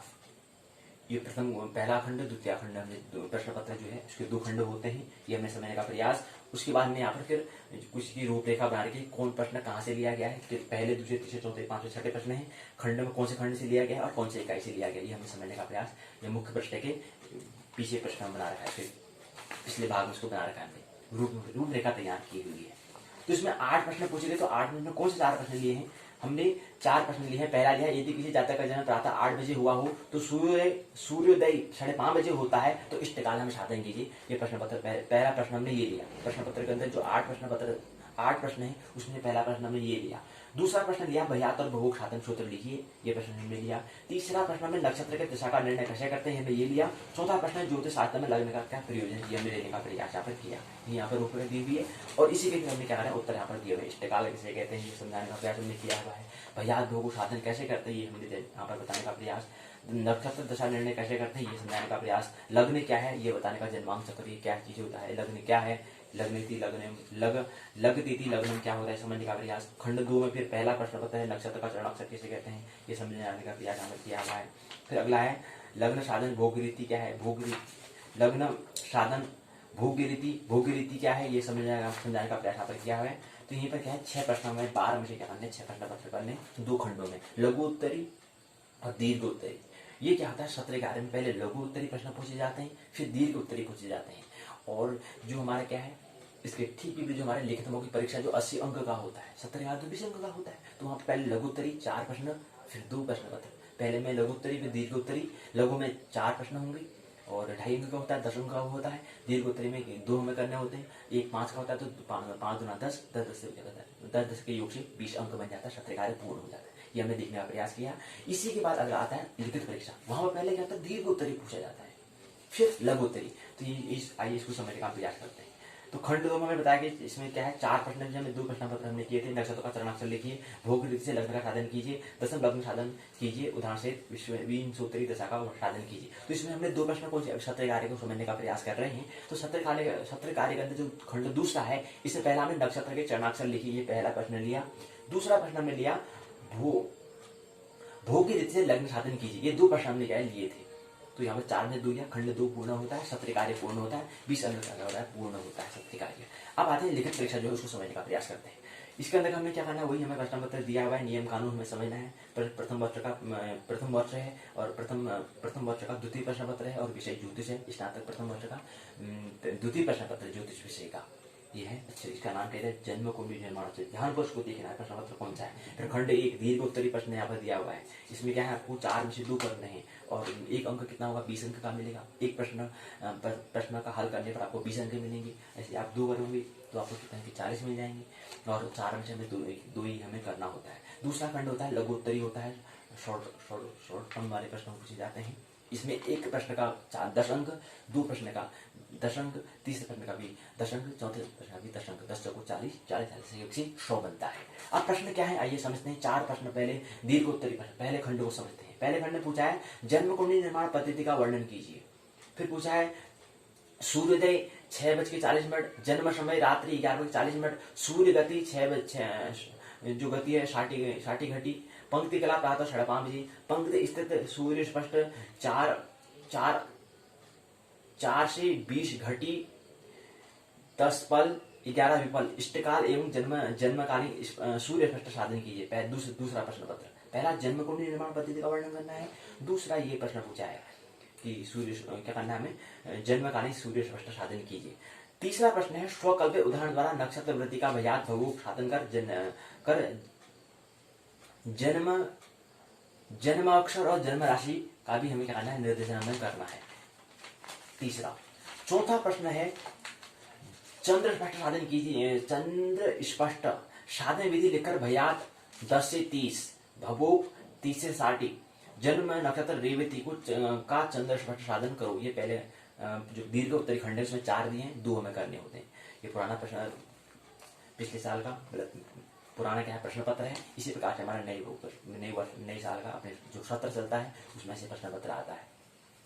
खंड दूसरा है लघुत्तरी प्रश्न पूछा गया है, इसमें कुछ नियम दिए गए हैं। उसके बाद यहाँ पर 8 प्रश्न भी हमें क्या करना है, केवल 4 प्रश्न के उत्तर हमें देने हैं। पहला प्रश्न है पलवा 5 घटी 30 पल का चंद्रखंड साधन कर स्वउदय मान साधन करो। दूसरा है स्वकल्प उदाहरण द्वारा लग्न साधन करो। तीसरा है वर्तमान शक का प्रारंभ में अपनाथ साधन करें। चौथा है लग्न स्पष्ट 10 से 20 घड़ी 10 पल 11 विपल पर षड वर्ग कुंडलियों के लग्नाधिपति लिखिए। पांचवा है इष्टकाल 10 से 30, दिनमान 30 से 30, नत उन्नत साधन करें। छठा है अभिष्ट कुंडली द्वारा ग्रह की दृष्टि समझाइए। सातवां है अभिष्ट उदाहरण द्वारा पंचवधा मैत्री चक्र बनाइए, पंचधा मैत्री चक्र बनाओ। 8वां है केंद्र पड़फर और आपोकिलिम स्थानों का निर्देशन कर केंद्र भावों से विचारणीय विषय बताइए। ये 8 प्रश्न हमें क्या करने, केवल 4 हमें करने होते हैं, जो हमारे महत्वपूर्ण, जो हमें तैयार किए, जो अंतिम समय में जो हमें यहाँ पर समय सारणी आई थी, जो हमने नोट किया हुआ था, जो हमने नोट से बनाए हुए थे, जो हमने दर्ज किए हुए थे, ताकि अंतिम समय उसको हम क्या करें, स्मरण कर पाएं। वो हमें क्या करना होता है, उसको अंतिम समय हमें पढ़ना होता है। उसमें हो सकते हैं 50 प्रश्न, मुख्य हमें क्या करना है 50, पूरी किताब में, जो पूरी किताब दी हुई है उसमें से 50 प्रश्न पत्र हम अच्छे से तैयार कर लेंगे। फिर विश्वविद्यालय कोई भी प्रश्न पत्र पूछे, चाहे उस 50 प्रश्न में आए या न आए, हमें उसी 50 प्रश्न में से जो हमें उसमें आता है उसको हमें लिख देना है। उससे संबंधित जो प्रश्न पूछा गया, उससे संबंधित जो प्रश्न होगा 50 में से हम उसको लिख देंगे। अपने विश्वविद्यालय कहीं से, किताब के कहीं से ही पूछ दे, लेकिन हमें उस उत्तर में उस 50 प्रश्न पत्र जो मैं अंत समय, जो मैंने नोटबुक बनाई थी, जो मैं स्मरण करने वाली जो बात जो बनाई थी, जो हमें महत्वपूर्ण लगा, उसको मैंने 50 प्रश्न वहाँ पर जो बनाया हुआ था, नोटबुक जो मैंने तैयार की थी, उसके हम उत्तर वहाँ पर लिखेंगे। फिर किताब की क्या है उसे भूल जाएंगे। फिर वो हमारा जो नोटबुक जो हमने अपने अनुभव से लिखा है वही हमें क्या करना है, फिर परीक्षा में लिखना है। और वहाँ पर हमें कुछ लिखना है, उसके बाद उसमें जो अनुभव, उसमें भी जो अनुभव आ रहा है उसको भी हम उसको जोड़ सकते हैं। क्योंकि प्रत्येक क्षण क्या है, प्रत्येक क्षण अपने आप में परिवर्तन करना होता है। ऐसा नहीं क्या कि जिसमें उसमें और भी सत्यता हो सकती है, उसमें तो हमें बात थोड़ा कम समझ में आ रही हो, लेकिन उसको प्रश्न को पढ़ते पढ़ते और कुछ बात हमें समझ में आ रही हो। क्योंकि हम क्या है, एक आत्म, हमारे अंदर खुद क्या है, हमारे अंदर केवल हमें विस्मरण हमें होता है, स्मरण केवल हमें करना है। तो उसमें कुछ हमारे अंदर जो आत्मा से के द्वारा जो प्रेरणा हमें मिल रही होगी, तो उसमें उसको वो भी लिख सकते हैं। तो जरूरी नहीं कि हम जो 50 में जो प्रश्न पत्र में जो शब्द लिखे थे वही शब्द हमको वहां पर लिखना है, नहीं। उसमें हम क्षण क्षण परिवर्तन करेंगे, तो उसमें हमारे अंदर से आत्मा परमात्मा के माध्यम से जो उसका एक्चुअली जो उसमें जो लिखाएगा वो हम लिख सकते हैं। तो उसमें हमारा कर्म कैसा होना चाहिए, केवल एक निष्काम कर्म योग्य होना चाहिए, निष्काम भाव से हमें करना है, तो उसमें परमात्मा ही लिख रहा होता है, हम तो केवल देखने वाले होते हैं। ये हमें दृष्टि होनी चाहिए। तो आइए हम अब सत्र की जो पहला पाठशाला का जो तृतीय भाग जो है, तृतीय चरण जो है, आइए तृतीय चरण में पाठशाला की भाग 1 के तृतीय चरण में आइए प्रवेश करते हैं। कंप्यूटर के बारे में समझने का प्रयास कर रहे थे, तो हमने यहाँ पर पर्सनल कंप्यूटर को समझने का, पीसी किसे कहती है, हमने समझने का प्रयास किया। देखा पहले अध्याय में मीट योर कंप्यूटर, अपने संगणक से परिचित होने का प्रयास किया था। दूसरे अध्याय में डिफरेंट पार्ट्स ऑफ पीसी को समझने का प्रयास किया था, अर्थात व्यक्तिगत संगणक के विभिन्न अंगों को समझने की, भाग को समझने का हमने प्रयास किया था। तीसरे अध्याय में to know more about PC के, व्यक्तिगत संगणक के बारे में अधिक जानने का हमने प्रयास किया था। कुछ पुनरावृत्ति का हमने रिपीटेशन किया था, उसका पुनर्दर्शन में रिवीजन भी कल की पाठशाला हमने किया। आज उस प्रश्न है उसको लेने का प्रयास करते हैं। पहला प्रश्न है, प्रौद्योगिकी क्या है, किसे कहते हैं और कैसे है। टेक्नोलॉजी किसे कहते हैं? टेक्नोलॉजी अर्थात प्रकृति में जो पदार्थ है उनका, प्रकृति का भरपूर उपयोग करना, उनको साधन के रूप में, प्रकृति में जो वस्तु, जो हमारे जो पदार्थ हैं उसको अपने दैनिक जीवन में उपयोगी लाना, वो क्या कहलाता है, प्रौद्योगिकी कहलाता है। व्हाइट बोर्ड था, कहीं पदार्थ था, कुछ विचार के द्वारा, कल्पना के द्वारा हमने इस व्हाइट बोर्ड को तैयार किया, तो उसको आप क्या कर रहे हैं, टेक्नोलॉजी की तरफ तो आएगा ही कि क्या हमने व्हाइट बोर्ड में बना दिया। ऐसे लैपटॉप के कंप्यूटर की बात करें तो ऐसे प्रकृति में जो पदार्थ हैं, जो प्रकृति जो पदार्थ, जो मैटर है, उसको, जो द्रव्य है, उसको हम अपने जीवन में लाने के लिए जिस टेक्निक का हम उपयोग करना पड़ता है, जिस टेक्निक से उसको हम रूपांतरण कर पाते हैं, प्रकृति के पदार्थ को रूपांतरण, उसको प्रोडक्ट में कर देते हैं, या उसको डिवाइस में परिवर्तन कर देते हैं, उपकरण में उसको, यंत्र में उसको परिवर्तन कर देते हैं, वही क्या कहलाती है, प्रौद्योगिकी कहलाती है। वही औद्योगिक कहलाता है। उद्योग में यही होता है, कोई भी चीज प्रोडक्ट को परिवर्तन से बन जाता है। उदाहरण के लिए ले सकते हैं, चाहे नहाने के सामान से लेकर के, खाने के सामान से लेकर के, कोई भी चीज ले लो। वही जैसे यहाँ पर प्रकृति का उदाहरण पर समझ सकते हैं। गेहूं है, भूमि में डालते हैं, कालांतर पर क्या होता है, वो उसमें क्या होता है, पौधा बनकर गेहूं लगने शुरू हो जाते हैं, प्रकृति के तौर पर हो जाता है। ऐसे मनुष्य के द्वारा, मनुष्य के मस्तिष्क के द्वारा जो सृजन होता है, मनुष्य के द्वारा निर्मित जो प्रकृति के रूपांतरण में जो बन जाता है, प्रकृति के पदार्थ का जो रूपांतरण जो कहलाता है, वो क्या कहलाता है, प्रौद्योगिकी अथवा औद्योगिक वो कहलाता है। उसको हम टेक्नोलॉजी कहते हैं, उसको हम प्रौद्योगिकी, उसको हम तकनीकी कहते हैं। तो ये हम मनुष्य मानव द्वारा निर्मित जो वस्तु, जो पदार्थ है, प्रकृति जो द्रव्य मैटर है, उसके रूपांतरों को हम क्या कहते हैं, टेक्नोलॉजी कहते हैं, प्रौद्योगिकी कहते हैं, तकनीकी कहते हैं। और प्रकृति के द्वारा जो हो रहा है, तो प्रकृति द्वारा हो ही रहा है। निरंतर बारिश होती है तो गेहूं समय आता है तो हमें गेहूं उगल के मिल जाता है, बीज हम डालते हैं, हम केवल हमारा काम होता है बीज डाल दो बस।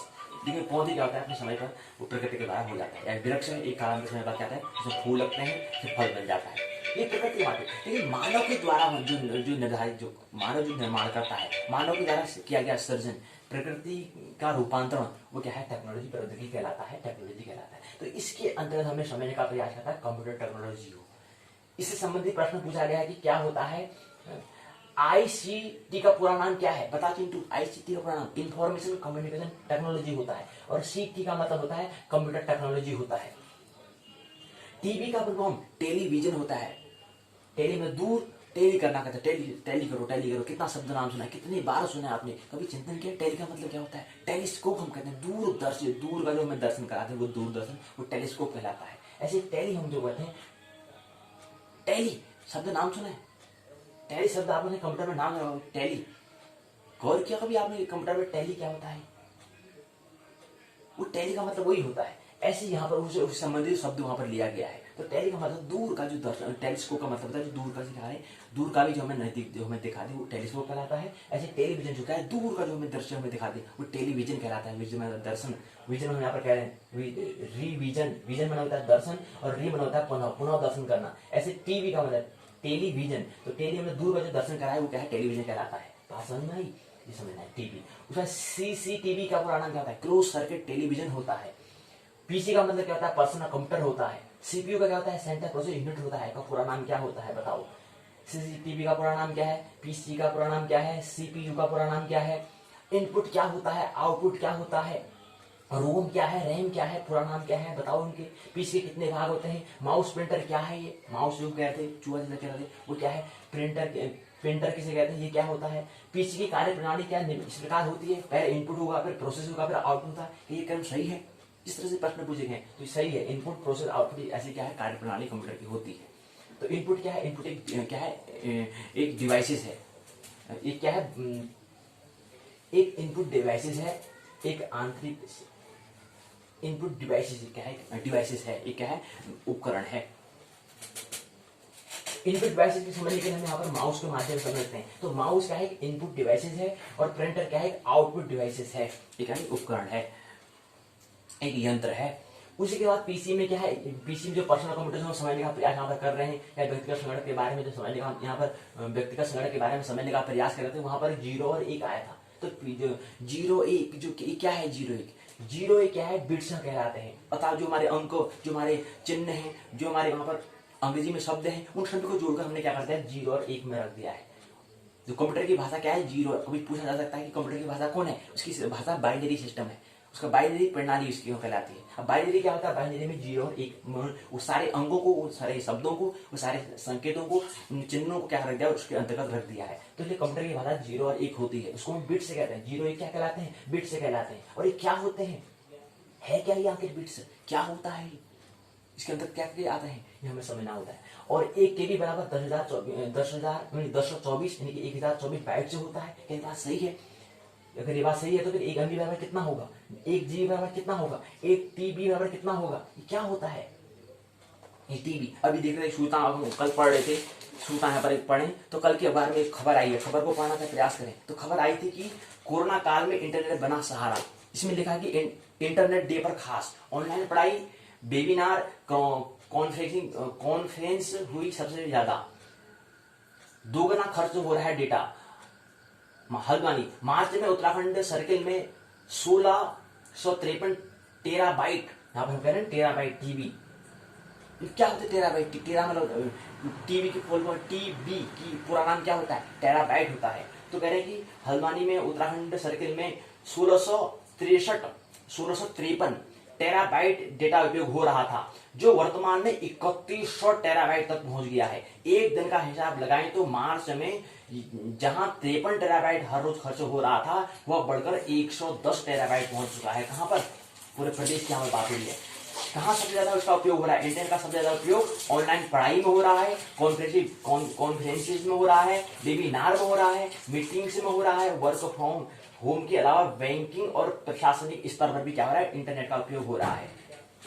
कहते हैं कि मुसीबत में ही साथ देने वाला ही सच्चा दोस्त होता है। लॉकडाउन के दौरान जब इंसान से दूरी बना लिए, इंसान से दूरी बना ली, तब इंटरनेट सबका सहारा बनकर सामने आया। लोगों ने घर बैठकर इंटरनेट के जरिए काम निपटाए। प्रदेश में हर रोज 110 टेराबाइट से ज्यादा डेटा खर्च हो रहा है। जो कि कोरोना काल से पहले सामान्य दिनों में 50 टेराबाइट प्रतिदिन था, जो 50 टेराबाइट था वो 110 दुगने से भी ज्यादा अधिक क्या हो रहा है, इंटरनेट का यहाँ पर उपयोग हो रहा है। तो ये समझने का प्रयास हमें करना है। तो ये क्या होता है टेराबाइट, ये इंटरनेट क्या है, इंटरनेट किसे कहते हैं, डाटा क्या है, ये सब कहाँ पर बात है, सब टेक्नोलॉजी में, प्रौद्योगिकी में यहाँ पर बात हम करते हैं, तकनीकी में यहाँ पर बात हम करते हैं। तो यहाँ पर पूछा गया है। और यहाँ पर एक प्रश्न है कि हम यहाँ पर बात कर रहे थे रोम और रैम, क्या होता है ये रोम रैम, बाह्य या आंतरिक संग्रहता है। तो रैम जो होता है वो बाह्य होता है, रोम जो होता है वो आंतरिक संग्रहता होता है। तो बाह्य संग्रहता और आंतरिक संग्रहता ये हमें समझेगा। तो बाह्य संग्रहता है कि आंतरिक संग्रहता, तो रैम और रोम जो है वह आंतरिक संग्रहता, इनर जो स्टोरेज है उसके अंतर्गत आता है रैम और रोम। रैम का मतलब क्या होता है, रैंडम एक्सेस मेमोरी, और रोम का मतलब होता है रीड ओनली मेमोरी होता है। तो रैंडम जो है, रैम जो है रैंडम एक्सेस मेमोरी क्या है, प्राथमिक मेमोरी, प्राइमरी मेमोरी कहलाती है, सेकेंडरी मेमोरी रोम कहलाती है, रीड ओनली मेमोरी। और यहाँ पर हमने भी जो हम यूट्यूब की जिस उपकरण के माध्यम से, जिस चलवाणी के माध्यम से भी यूट्यूब में हम क्या बीजेपी स्वाध्याय के द्वारा यूट्यूब द्वारा के माध्यम से प्रसारण कर पा रहे हैं। तो इसका जो उपकरण जो फोन है इसकी 4 GB रैम है और 64 GB रोम है। जिस फोन जिस उपकरण के माध्यम से ये यूट्यूब द्वारा के माध्यम से साझा कर पा रहे हैं, इस पाठशाला का जो ये पाठशाला जो है यहाँ पर जो बातें साझा कर पा रहे हैं, तो इसके जो फोन जो उपकरण है इसकी रैम कितनी है, इसकी रैम है 4 GB इसकी रैम है और 64 GB रोम इसकी इस फोन की है। इसको ये हम यहाँ पर समझाने का प्रयास करेंगे। ये डब्बा दिया हुआ है, इस प्रोडक्ट को समझने का हमें प्रयास करना चाहिए। ये Redmi 8 हम बता रहे हैं, तो इसमें लिखा है कि 4 GB रैम 64 GB रोम इसमें दिया हुआ है। ये सब पढ़ना चाहिए हमें, क्या टेक्नोलॉजी यहाँ पर दे रखा है। इसमें 4 GB 64 GB, 4 GB क्या है रैम और 64 GB रोम होता है। तो रोम का मतलब है केवल रीड ओनली मेमोरी होता है, रोम का मतलब होता है रैंडम एक्सेस मेमोरी होता है। ये रैम और रोम क्या होता है, ये क्या होता है आंतरिक संग्रहता, इनर स्टोरेज क्या कहलाता है। टेक्नोलॉजी के कोई किसी यंत्र का क्या है, इनर जो उसकी संग्रहता, जो मतलब जो रिक्त स्थान है, कितना रिक्त स्थान है उसको दिखाता है, कितना चीज में भर सकते हैं। 4 GB तक हम उसको भर सकते हैं। और जीबी का फुल फॉर्म क्या होता है, केबी का फुल फॉर्म क्या होता है, एनबी का फुल फॉर्म क्या होता है, टीबी का फुल फॉर्म क्या होता है, किलोबाइट होता है, मेगाबाइट होता है, जी का मतलब गीगाबाइट होता है और टी का मतलब टेराबाइट होता है। हमने देखा था कि कितनी टेरा 110 टेराबाइट प्रतिदिन क्या हो रहा है, इंटरनेट हो रहा है उत्तराखंड में, ये हमें समझना है। तो आउटपुट क्या है, इस समझना में होता है। तो ये बातें हमें ख्याल रखनी है, ये हमने समझने का प्रयास किया कि हमें उपकरण जो है इसका उपयोग हमें करना है, देखना कि क्या है इसकी रूम क्या चीज़ है, उसकी क्वालिटी क्या होती है, क्वांटिटी क्या होती है, हमें समझ, गुण क्या है इसकी, उसकी क्वालिटी और इसकी क्या है ये हमें जिक्र करना होता है। तो क्वालिटी हमें इसकी देखनी, तो गुण उसको हमें देखने होते हैं, और क्या उसकी क्वांटिटी है, क्योंकि पैसा कीमत तो बाद में देंगे, लेकिन इससे पहले क्वालिटी कैसी है ये हमें देखना होता है, इसका गुण कैसा है। जैसे हम प्रकृति गुण की यहाँ पर बात करते हैं ना, सत्वरस्तम, ऐसे ही किसी प्रोडक्ट पदार्थ जो है उसके भी गुण को हम देखते हैं, क्वालिटी को उसको हम देखते हैं, तब जाके क्वांटिटी आता है। उसकी पैसे की जो हम बात करते हैं वो बाद में देखना चाहिए, पहले उसकी क्वालिटी हम उसको देखेंगे, गुण उसको हमें देखना है, तब जाकर उसकी क्वांटिटी जो पैसे देंगे उसकी कोई दिक्कत है। और यहाँ पर सीधे सबसे दे भी रखा है, रैम 4 GB रोम, स्टोरेज 64 GB है। तो ये रैम जो है प्राथमिक मेमोरी कहलाती है, अर्थात जो रैम जो है ये क्या हमारा अचेतन मन है, तो रोम जो हमारा क्या है चेतन मन है। ये रीड ओनली मेमोरी जो रोम कह रहे हैं, रीड ओनली मेमोरी जो है ये केवल काम चलाओ के लिए जो हम पैसे रखते हैं जेब में उसको दिखाता है, और जो हमारे संपत्ति है वो क्या दिखाता है, रोम दिखाता है, रैम दिखाता है। रैम हमारी क्या है, संपत्ति को दिखाता है, और जो हमारा काम चलाओ के लिए जो पैसे जब जेब में पैसे रखते हैं, जो पॉकेट मनी है, वो जो हमारा वो रीड ओनली रोम दिखाता है। तो रोम क्या है, इसमें 64 GB है और रैम क्या है 4 GB है। ये मैं पता होना चाहिए टेक्नोलॉजी में, ये चीज गुण पहले देखो उसके अंदर क्वालिटी। तो क्या है कि 4 GB, और ये रैम ही क्या है अचेतन को प्रतीक है, अचेतन मन का प्रतीक है, और जो हमारा रोम जो है रीड ओनली मेमोरी ये क्या हमारा चेतन मन का प्रतीक है। तो ये हमें ख्याल रखना है। और ये परमानेंट हमारे क्या होते हैं, यहाँ पर स्थायी तौर पर यहाँ पर डाटा हमारा स्थिर हो जाता है, और यहाँ पे किसमें रैम में, रोम में क्या होता है केवल अस्थायी के लिए यहाँ पर डाटा रक्षित होता है। ऐसे हमारा अचेतन मन में क्या है, अर्थात रैम की हम जो तुलना कर रहे हैं, तो रैम अर्थात हमारा अचेतन मन में क्या है, पूरा हमारा डाटा हमारे पास रखा पड़ा है, जरूरत हो पड़ी तभी निकालते, नहीं पड़े तो कोई दिक्कत नहीं, जन्मांतर लग जाते हैं निकालने। कौशल हुनर उसको ही कहते हैं, वहीं से हमें इसका हमारा निकालना होता है। और जबकि हमारा रीड एंड मेमोरी जो हमारी जानकारी जो काम चला हमारी स्मृति है वो कहलाती है, वो हमारी 64 GB की यहाँ पर इसमें फोन में दिखा रहे हैं। तो ऐसे हमारी भी कुछ होती है, कुछ जीबी कुछ कितने GB है वो हमारी स्मृति हमारे यहाँ पर होती है। तो जो हम रैम कह रहे हैं, तो रैम क्या है, अचेतन मन का प्रतीक है, और रोम जो है वो क्या है, हमारे चेतन मन का प्रतीक है। रात को जब सो जाते हैं, जो हमारा क्या है, जो हमारा रोम है, रोम मतलब जो हम रात को जब सोते हैं, तो सब जो कोई पद में हम होते हैं, कोई राष्ट्रपति है तो रात को कोई राष्ट्रपति नहीं रह जाता है, क्योंकि उसमें जब जो चेतन मन सो जाता है, केवल अचेतन मन में रहता है। अचेतन मन क्या है, रोम का रैम का प्रतीक है, तो उसमें कोई राष्ट्रपति नहीं होता है, रात को सोने पर कोई राष्ट्रपति, सब पद सब गिर जाते हैं। सुबह जब होते तब जाकर उसकी फिर स्मृति, जो रोम की हम बात कर रहे हैं, रीड ओनली मेमोरी, वो आ जाती है, ता काम चलाओगी स्मृति वो हो जाती है, तो जाकर फिर कहता, फिर उसको आवाज आता है, यार मैं तो राष्ट्रपति हूँ, मेरे को तो तैयार भी होना, थोड़ा वहां भी जाना, दफ्तर में काम भी करना है, तो देश का भी हाल चाल करना है, तब जाके स्मृति आती है। तो ये दो चीज होती है, रैम और रोम। तो रैम क्या है, हमारा अचेतन मन है, रोम हमारा क्या है, केवल चेतन मन है। काम चलाओगी स्मृति को हम रोम कहते हैं।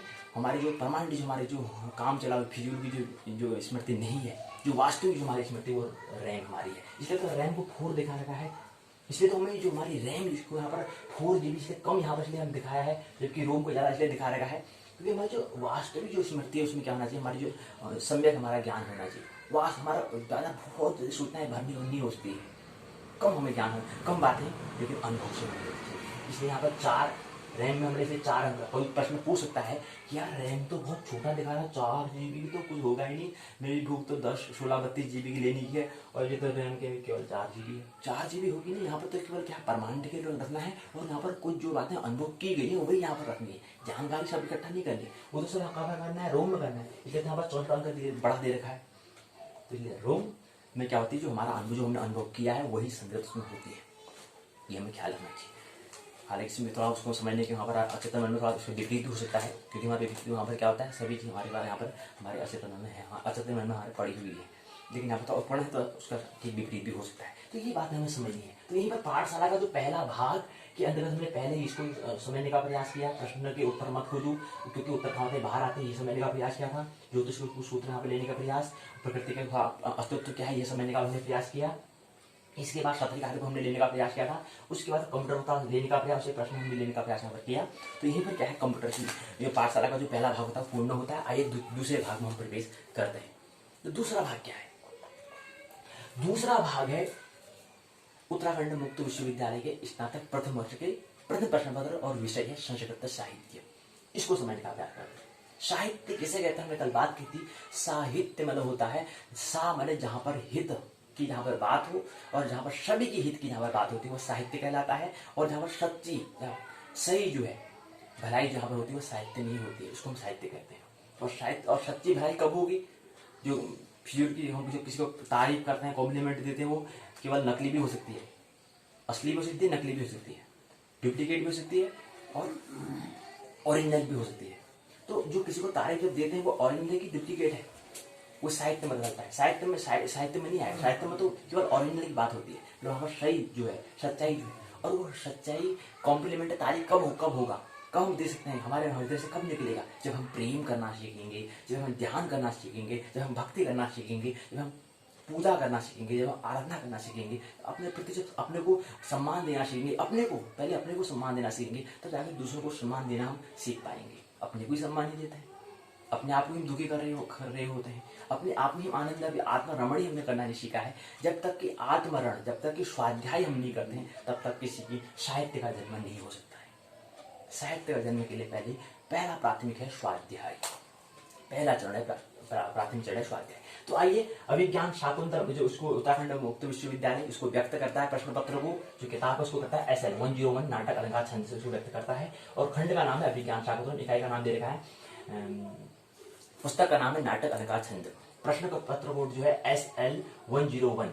खंड है अभिज्ञान शाकुंतलम, और पहला खंड को ये भी समझने का हम प्रयास करते हैं। एक खंड और रह जाता है, उसको हम 1 नवंबर को समझने का, 1 नवंबर को समझेंगे, वहां पर 1 नवंबर को समझेंगे, फिर 2 नवंबर के बाद दूसरे खंड में प्रवेश करेंगे। तो पहला खंड अभी चल रहा है अभिज्ञान शाकुंतलम, उसके अंतर्गत हम 5वीं इकाई को समझेंगे। तो अभिज्ञान शाकुंतलम की जो खंड 1 है उसमें 6 इकाइयां दी गई हैं। आज हम 5वीं इकाई को समझने का प्रयास करेंगे। अभिज्ञान शाकुंतलम चतुर्थ, और अभिज्ञान शाकुंतलम जो नाटक है जो कालिदास के द्वारा लिखा गया है, इसके चतुर्थ अंक को समझने का प्रयास करेंगे, जिसमें 22 श्लोक में दिए गए हैं। अब चतुर्थ अंक में क्या समझेंगे, पहले मूल पाठ क्या है, फिर अर्थ क्या है, फिर व्याख्या क्या है, व्याकरणात्मक टिप्पणी क्या है, इसको समझने का हम प्रयास करेंगे। और साथ ही साथ जो हमने कल दूसरा और तीसरा जो अंक था उसको भी साथ समझने का हम प्रयास करेंगे, पुस्तक के माध्यम से समझने का प्रयास करेंगे। तो ये हमने, और जो दूसरा था उसमें 1800 लोग थे, तीसरा जो था उसमें 24, दूसरा जो अंक था उसमें 1800 लोग थे, और तीसरा जो था उसमें क्या है 24 लोग थे। ये हमने समझने का प्रयास किया। और इस किताब में किस चीज की वार्तालाप हो रही है उसका समझने का प्रयास।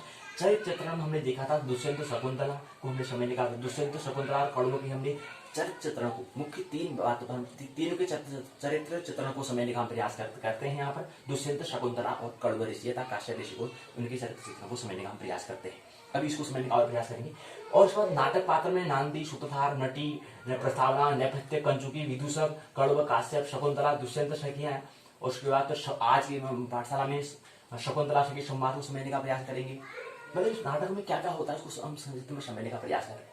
तो शकुंतला सखी का संवाद होता है, आपस में चर्चा करते हैं, वार्तालाप उनका होता है। शकुंतला दुष्यंत का भी संवाद होता है। और महत्वपूर्ण जो आज की बैठक का महत्वपूर्ण जो विषय है वो है कौरव अर्थात काश्यप का शकुंतला को उपदेश देना, अर्थात काश्यप गीता को समझने का प्रयास, कौरव ऋषि ने जो उपदेश दिया है उसको समझने का प्रयास करेंगे। पर उपदेश कुशल बहु तेरी, जे आचरण नहीं नर घनेरी, कादर मन कहूँ एक अधारा, देव देव आलसी पुकारा, हित अनुहित पशु पाचन जाना, मानुष तनु गुण ज्ञान निधाना, परहित सही से धर्म नहीं भाई, पर पीड़ा सम नहीं अधमाई। हित और अनित पशु को भी ज्ञान है, और मनुष्य तो परा क्या है, मोक्ष का द्वार शिक्षा का पूरा, वो तो हित और हित को जानता है, लेकिन फिर भी क्या करता है, पशु की तरह करता है, कृत्य करता है। तो दुखद बड़ी बात है। ये जो गोस्वामी तुलसीदास जी कह रहे हैं, इस बात में हित और हित हम कब करेंगे, हित अनुहित पस्ति दाना, मानस ज्ञान निधाना, पर सही धर्मणी भाई, पर पीड़ा सब नहीं अजमाई, जो अत्यात व्यापन हुई, तरस आया सो ज्ञानेश हुई। ये सब बातें कब होंगी, साहित्य का जन्म जब हो जाता है तब सब हो जाता है। तो ये भी सब जो श्री रामचरितमानस गोस्वामी तुलसी रचित है, ये क्या है, साहित्य के अंतर्गत ही आता है, हिंदी साहित्य के अंतर्गत आ जाएगा ये।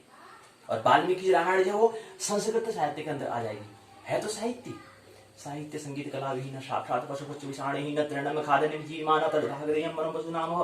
तो ये संस्कृत वाल्मीकि रामायण जो है वो संस्कृत साहित्य के अंतर्गत आएगी, जो हम समझने का प्रयास कर रहे हैं। हो सकता है आगे पाठशाला में आ भी जाए कहीं पर। और जो गीता है वो भी क्या संस्कृत साहित्य के अंदर आ जाएगी, वो देखेंगे विश्वविद्यालय ने क्या पाठ्यक्रम में रखा है, वो देखेंगे आने वाले पाठशालाओं में।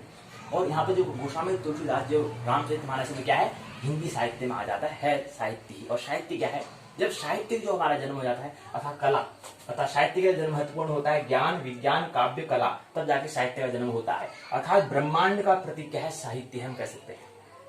साहित्य के अंदर क्या क्या आता है, कला आती है, काव्य आता है, विज्ञान आता है, ज्ञान आता है।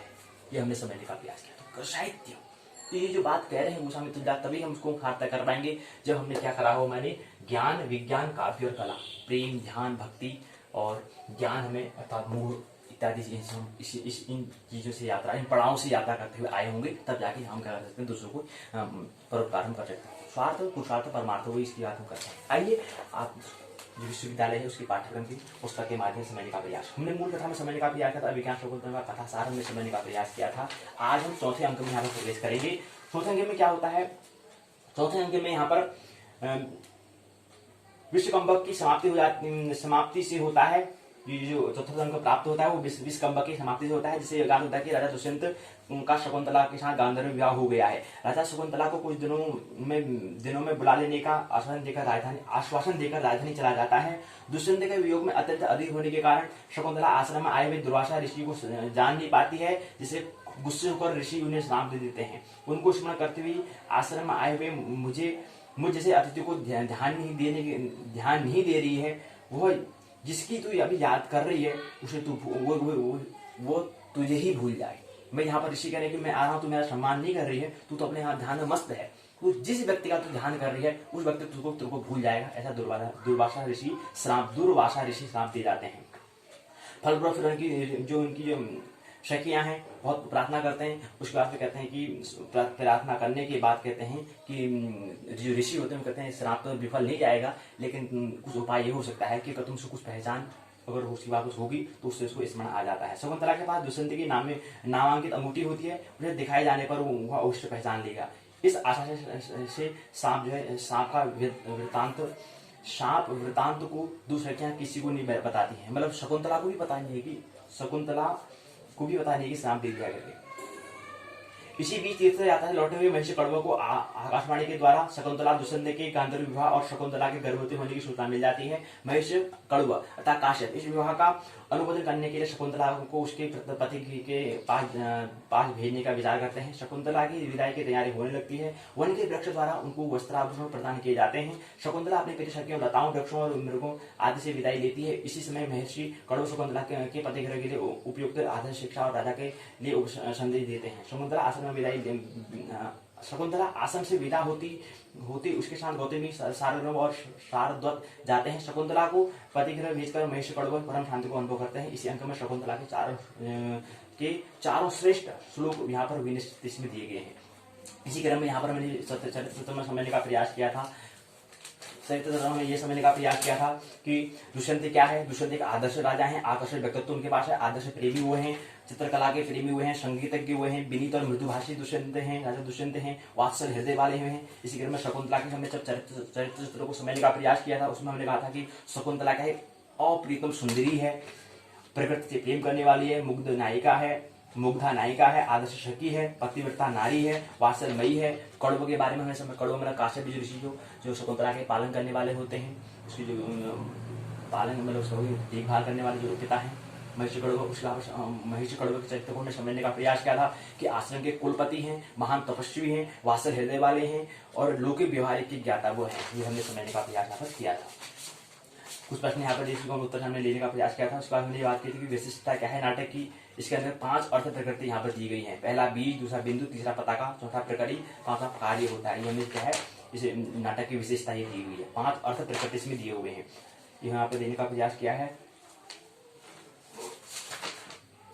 पर्याय शब्दावली नाटक कैसे कहते हैं। नाटक के अंतर्गत नाटक के जो पात्र को जो किन पात्र के द्वारा नाटक संपूर्ण होता है उसको समझने का प्रयास यहाँ पर किया है। तो इसके अंतर्गत जो पात्र होते हैं, नांदी होता है, सूत्रधार होता है, प्रस्तावना नेपथ्य होता है, पंचुकी होता है, विदूषक होता है, जिसके द्वारा नाटक संपूर्ण होता है। यहाँ पर देने का समझने का प्रयास हमने क्या था। पहले हमने पहले जो है प्रस्तावना यहाँ पर समझने का प्रयास हमने किया था। उसके बाद हमने पहले अंक में समझने का प्रयास यहाँ पर किया था कि क्या है ये, इसमें हमने नांदी पाठ यहाँ पर हुआ था। यहाँ सृष्टि शुक्ल आदा से हमने प्रारंभ किया था। उसके बाद फिर हमने पहले सूत्र समझने का प्रयास किया था। पहले वंदना था, नांदी पाठ यहाँ पर किया है कालिदास जी ने।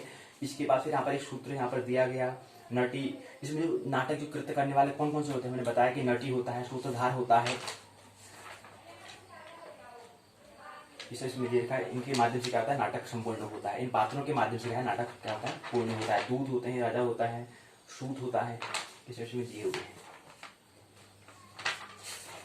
जिसके माध्यम से क्या है नाटक का जो पात्रता वो पूर्ण होती है। तो कल हमने समझने का प्रयास किया था कि प्रेम जो होता है, प्रेम शरीर को नहीं, कपड़े को नहीं देखता, बल्कि यह देखता है हृदय को और मनस को और अर्थात अंतस को, आत्मा को देखता है। ये हमने समझने का प्रयास यहाँ पर किया था। सूत्र के माध्यम से समझने का प्रयास हमने किया था। और जो दुष्यंत की हमने दृष्टि हमने यहाँ पे देखने का प्रयास किया था। तो दुष्यंत की क्या थी, प्रेम दृष्टि यहाँ पर थी, ये हमने समझने का प्रयास किया था। यहाँ पर मानुष्य करते यहाँ पर देख आएंगे।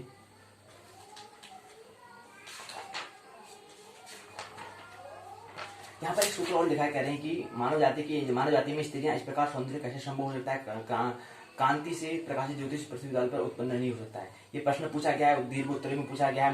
मानु शिशु कथम वा इत्यादिस्य रूपस्य संभव न प्रभाव तरलम ज्योतिरुदेति वसुधा तलात् ये दिया हुआ है। कह रहे हैं कि मानव जाति में स्त्रियां में इस प्रकार सौंदर्य कैसे संभव हो सकता है। क्रांति से प्रकाशित ज्योति पृथ्वी तल से उत्पन्न नहीं होती, ऐसा राजा कहता है।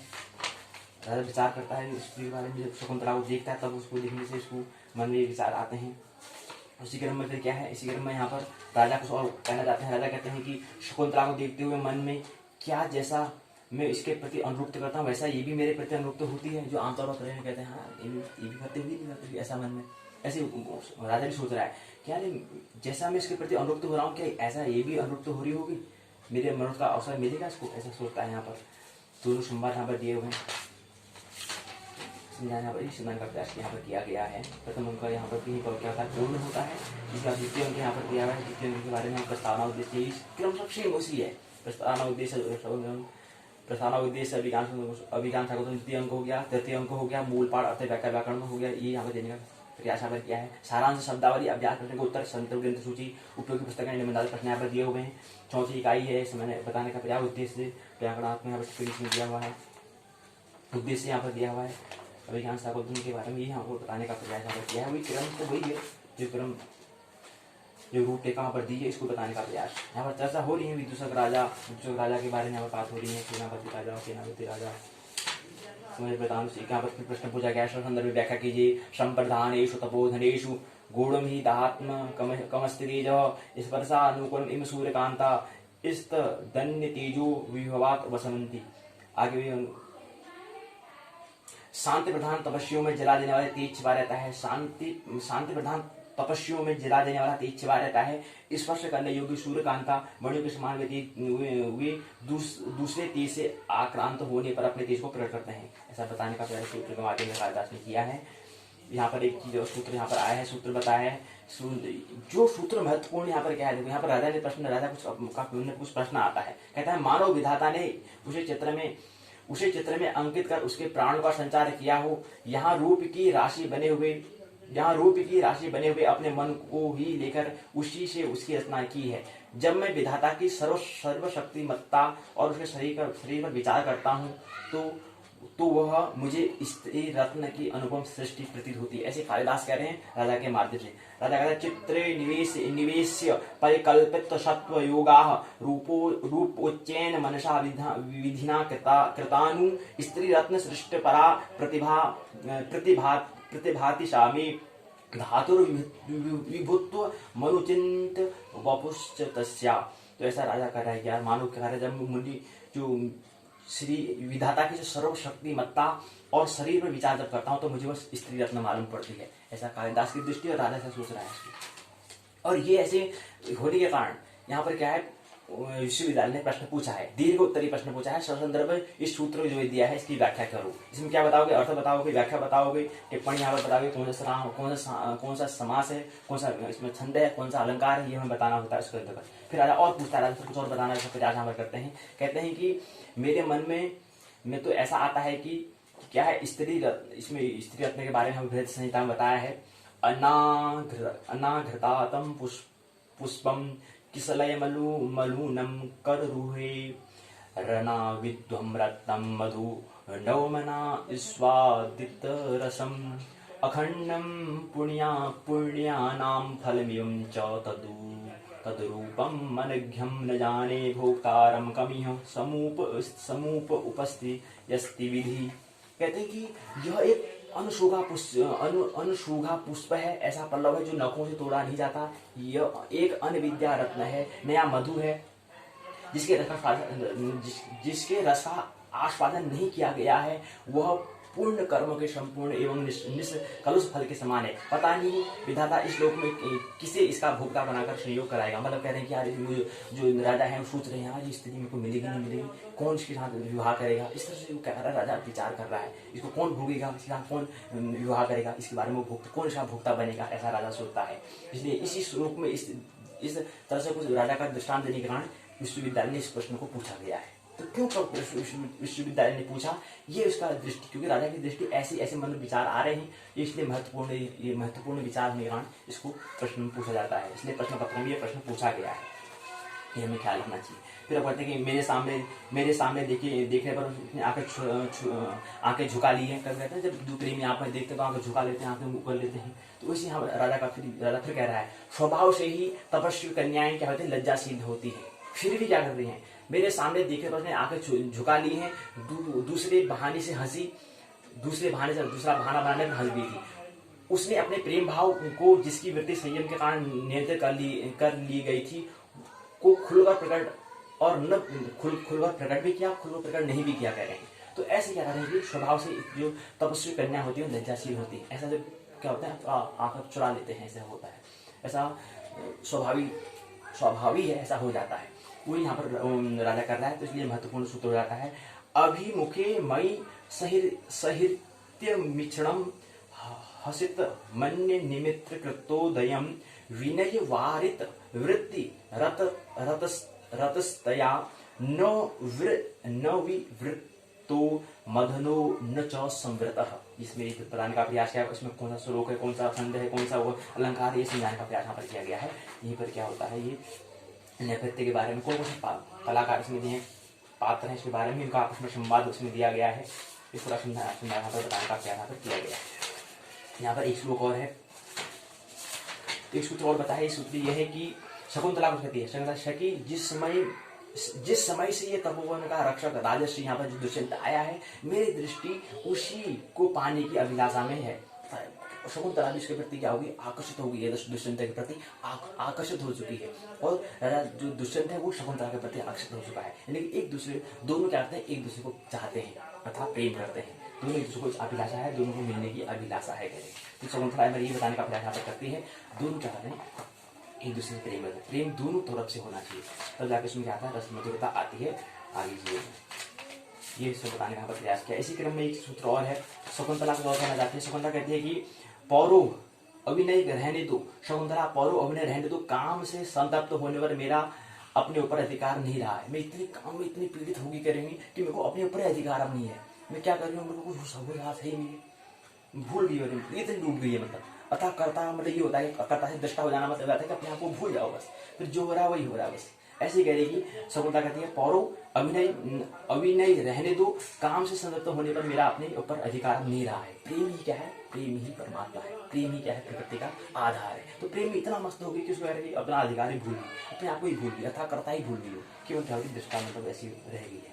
राजा यहाँ पर कुछ और कहता है, राजा कहते हैं कि पहले स्थान पर आकर एक सांस छोड़ते हुए अहो अभिष्ट वस्तु की सिद्धि विघ्नों से भरी होती है, क्योंकि मैंने उस सुंदर नेत्र वाली ये बार बार उंगलियों के ढके गए अधर वाले निषेध के शब्दों के अस्पष्ट उच्चारण के कारण मनोहर कंधे की ओर मुड़े हुए मुख को किसी प्रकार ऊपर उठाया, किंतु उसे मैं चूम नहीं सका। मतलब कहते हैं ना, मतलब जब हमारे फीलिंग अगर हो जाती है, हम प्रकृति को हमारे जो हमारे विषय जो होते हैं, शब्द जो हमारे विषय क्या है, शब्द स्पर्श रूप रसगंध, तो कोई भी चीज अगर लेते हैं तो जब घड़ी इसको स्पर्श करना चाहेंगे। ऐसे ही जो दुष्यंत है वो भी कहता है कि यार इसको तो मैंने चुमा ही नहीं, तो मैंने चुम्बन ही नहीं किया, ऐसा क्या है दुष्यंत सोचता है। तो हमारे ये क्या विषय है, हमारी जो 10 इंद्रियां हैं, 5 ज्ञान इंद्रियां, 5 कर्म इंद्रियां, उसके कुछ 5 विषय है, तो वही विषय के अंदर कहता है स्पर्श करना मतलब छूना, तो ताकि उसको छूना था मैंने, वो मैं नहीं कर पाया, ऐसा दुष्यंत कहता है। फिर उसको यार मैं उसको चूम भी नहीं सका, कह रहा है उसको मैं इतना बहुत आपस में तो वार्तालाप तो हुई, लेकिन उसको मैं छू नहीं पाया, उसको चुंबन नहीं कर पाया, ऐसा दुष्यंत विचार करता है।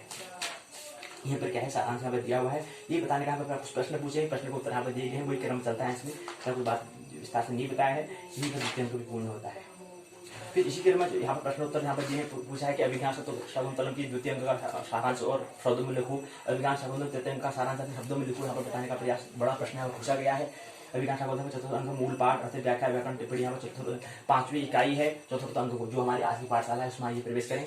यहाँ पर पूछा गया प्रश्न पूछा गया है, तो इसकी रूपरेखा होती है। बड़ा प्रश्न पूछा गया है कि क्या है, नाटक की अभिज्ञान शाकुंतलम की चतुर्थ अंक की नाट्य विशिष्टता पर प्रकाश डालिए, बड़ा अंक पूछा गया है। अभिज्ञान शाकुंतलम की चतुर्थ अंक की नाट्य की विशिष्टता पर प्रकाश डालिए।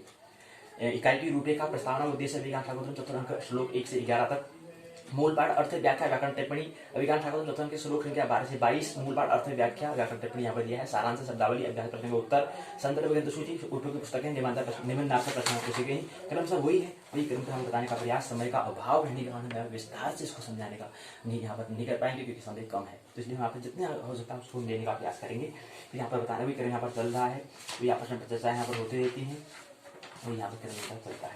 यहाँ पर एक महत्वपूर्ण जो आज की बैठक में वो है कण्व और काश्यप शकुंतला के बीच जो उपदेश दिया गया है, अर्थात काश्यप गीता उसको हम कह सकते हैं, उसको समझने का कुछ सूत्र यहाँ पर लेते हैं, तो अपनी वाणियों में विराम कर दूंगा, आज की पाठशाला पूर्ण हो जाएगी। मेरी सखियों का स्वागत है, तुम दोनों इधर बैठो, इसी यहाँ पर बात करते हैं। शकुंतला कहती है मेरे लिए बहुत है, मेरे लिए बहुत है, मेरे लिए सखियां द्वारा यह सजाया जाना दुर्लभ हो जाएगा, कहते हैं।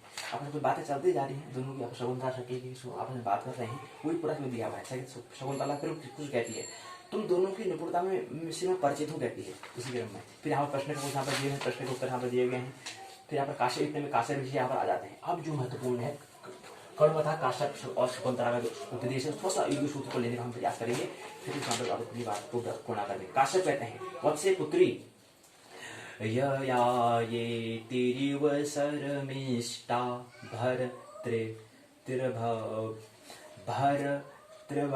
भर्तृबहु मता भौ सुतं त्वमपि समाजं सेव पुरुमवापनुहि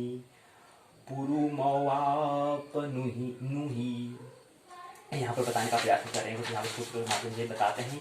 बहुत अच्छा संवाद यहाँ पर दिया गया है, कैसे पुत्री को जब विदाई करते हैं, घर जाते हैं, इस बारे में अच्छा से यहाँ पर निर्देश दिया है।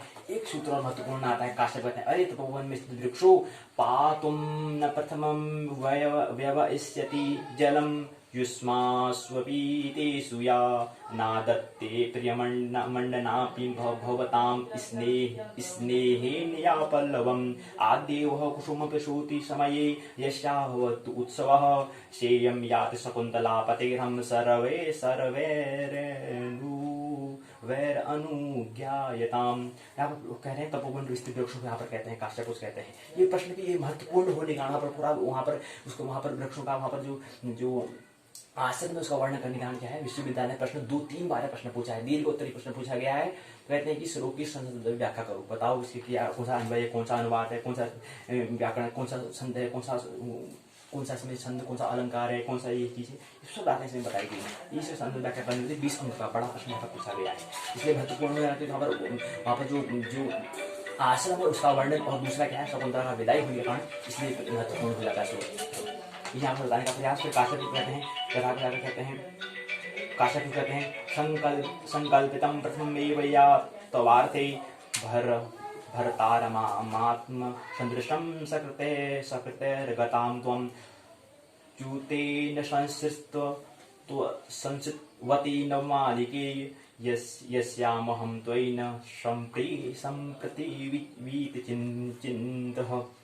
यहाँ पर बताया, मेरे द्वारा तुम्हारे लिए जिस प्रकार से पति की संकल्पना की गई थी, वैसे ही अपने योग्य पति को तुमने अपने पूर्ण कर्म से प्राप्त कर लिया है। कह रहे हैं यह नव लतिका ने आम वृक्ष का सहारा पा लिया है, इस समय इसके प्रति और तुम्हारे प्रति मैं चिंता से रहित हो गया हूँ, ऐसे कह रहे हैं काश्यप। ऐसे कह रहे हैं कड़व ऋषि जी कह रहे हैं मैं तृप्त हो गया हूँ कि मेरे अच्छे वर की आवश्यकता थी, तुमने उसको प्राप्त कर लिया है। तो ऐसा संवाद, इसमें बहुत अच्छा संवाद यहाँ पर दिया हुआ है। काश्यप फिर कहते हैं कुछ अस्मा साधु विचिंतम, यहाँ को और बताते हैं हम लोगों के पास संयम ही क्या है, धन है, अपने उत्तम कुल का आपके प्रति इसके स्वाभाविक रूप से बंधनों से रहित कराई गई उस प्रेम संबंध का सम्यक विचार कर आपके द्वारा उनको अपने पति के समान आदर देते हुए देखें। इससे अधिक तो भाग्य के अधीन है जिसे वधु के बहियों को नहीं करना चाहिए, ऐसा बताते हैं। यहाँ पर अच्छा संवाद कुछ बता रहे हैं। श्रेष्ठ जनों की सेवा करना, अपने शौत के साथ प्रिय सखी के समान व्यवहार करना, तिरस्कृत होने पर क्रोध से स्वामी के विपरीत आचरण न करना, सेवकों के प्रति उदार बनना तथा भाग्योदय के समय घमंड न करना। इस प्रकार युवतियां गृह स्वामी का पद प्राप्त करती हैं, उसके विपरीत व्यवहार करने वाले कुल के लिए शोक का कारण बनती है। ऐसा क्या कर रहे हैं, तुम गृहस्थ में प्रवेश करने वाली हो, उसके लिए आपका कर्म क्या कर रहा है, पूरा प्रौढ़ जो व्यक्ति है, एक न्यू जनरेशन को, एक नई जो स्थिति में आप जो नया प्रवेश कर रहा है और जो काश्यप स्थिति से क्या है गुजर के आ चुके हैं, वो पूरा अपना अनुभव क्या कर रहे हैं, साझा कर रहे हैं। पूरा उपदेश यहाँ पर क्या है शकुंतला को दे रहे हैं। पुत्री, तुम अति उत्तम कुल वाले पति को सम्मानीय गृह स्वामी के पद पर अधिष्ठ होकर उसके वैभव के कारण बड़े कार्य में हर पल व्यस्त रहकर शीघ्र ही जिस प्रकार पूर्व दिशा भगवान सूर्य उत्पन्न होते हैं, उसी प्रकार पावन पुत्र को तुम जन्म देकर मुझसे वियोग के दुख पर क्या, मेरे वियोग दुख पर तुम ध्यान नहीं देगी करी, तुम्हें जो तुम्हारा पुत्र हो जाएगा तो उसी से क्या हो जाएगा, उलझ जाओगी, फिर तुम्हें जो खुश नहीं रहेगा, ऐसा कुछ बता रहे हैं। फिर बता रहे अगला सूत्र और बताते हैं, दीर्घकालीन पर्यंत चारों तरफ तक विस्तारित पृथ्वी की शोध बनाकर दुष्यंत से उत्पन्न कभी पराजित न होने वाले पुत्र को राज सिंहासन में बैठाकर उसको राज्य का भार देने वाले अपने स्वामी के साथ तुम फिर इस तपोवन में निवास करोगी। और मतलब कह रहे हैं कि तुम अपना पूरा ग्रस्त जीवन में प्रवेश करने वाली हो। ग्रस्त जीवन में पूरा ग्रस्त जीने के बाद पुत्र हो जाएगा, पुत्र को सिंहासन दोगे, तुम जब वानप्रस्थ के बाद जब संन्यास आओगे, संन्यास होने के बाद तुम पुनः क्या होगी, यहाँ आश्रम में आओगी, फिर हमारे साथ भेंट घाट करोगी, ऐसा काश्यप यहाँ पर बताते हैं। और गृहस्थ के जीवन के बारे में, उसका वानप्रस्थ और संन्यास के बारे में भी क्या करते हैं, वो दृष्टि प्रदान कर देते हैं। इसलिए के कारण इस प्रकार दृष्टिगत होता है, विचार करके घूमकर अरे शकुंतला को स्वामी के घर भेजकर मुझे मां से शांति मिलेगी। यहाँ पर बताया अर्थो ही कन्या पर तामद्य संप्रेष्य पर गृहीतु जातो ममाय विशद प्रकामं प्रत्य प्रतरे प्रन्यास युवांतरात्मा।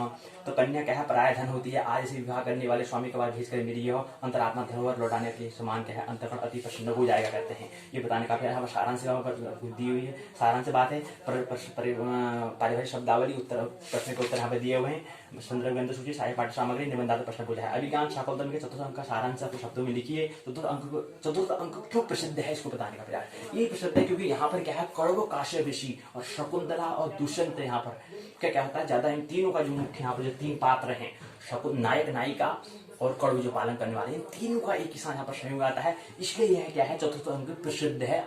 7 अंकों में सबसे ज्यादा प्रसिद्ध अंक चतुर्थ अंक है।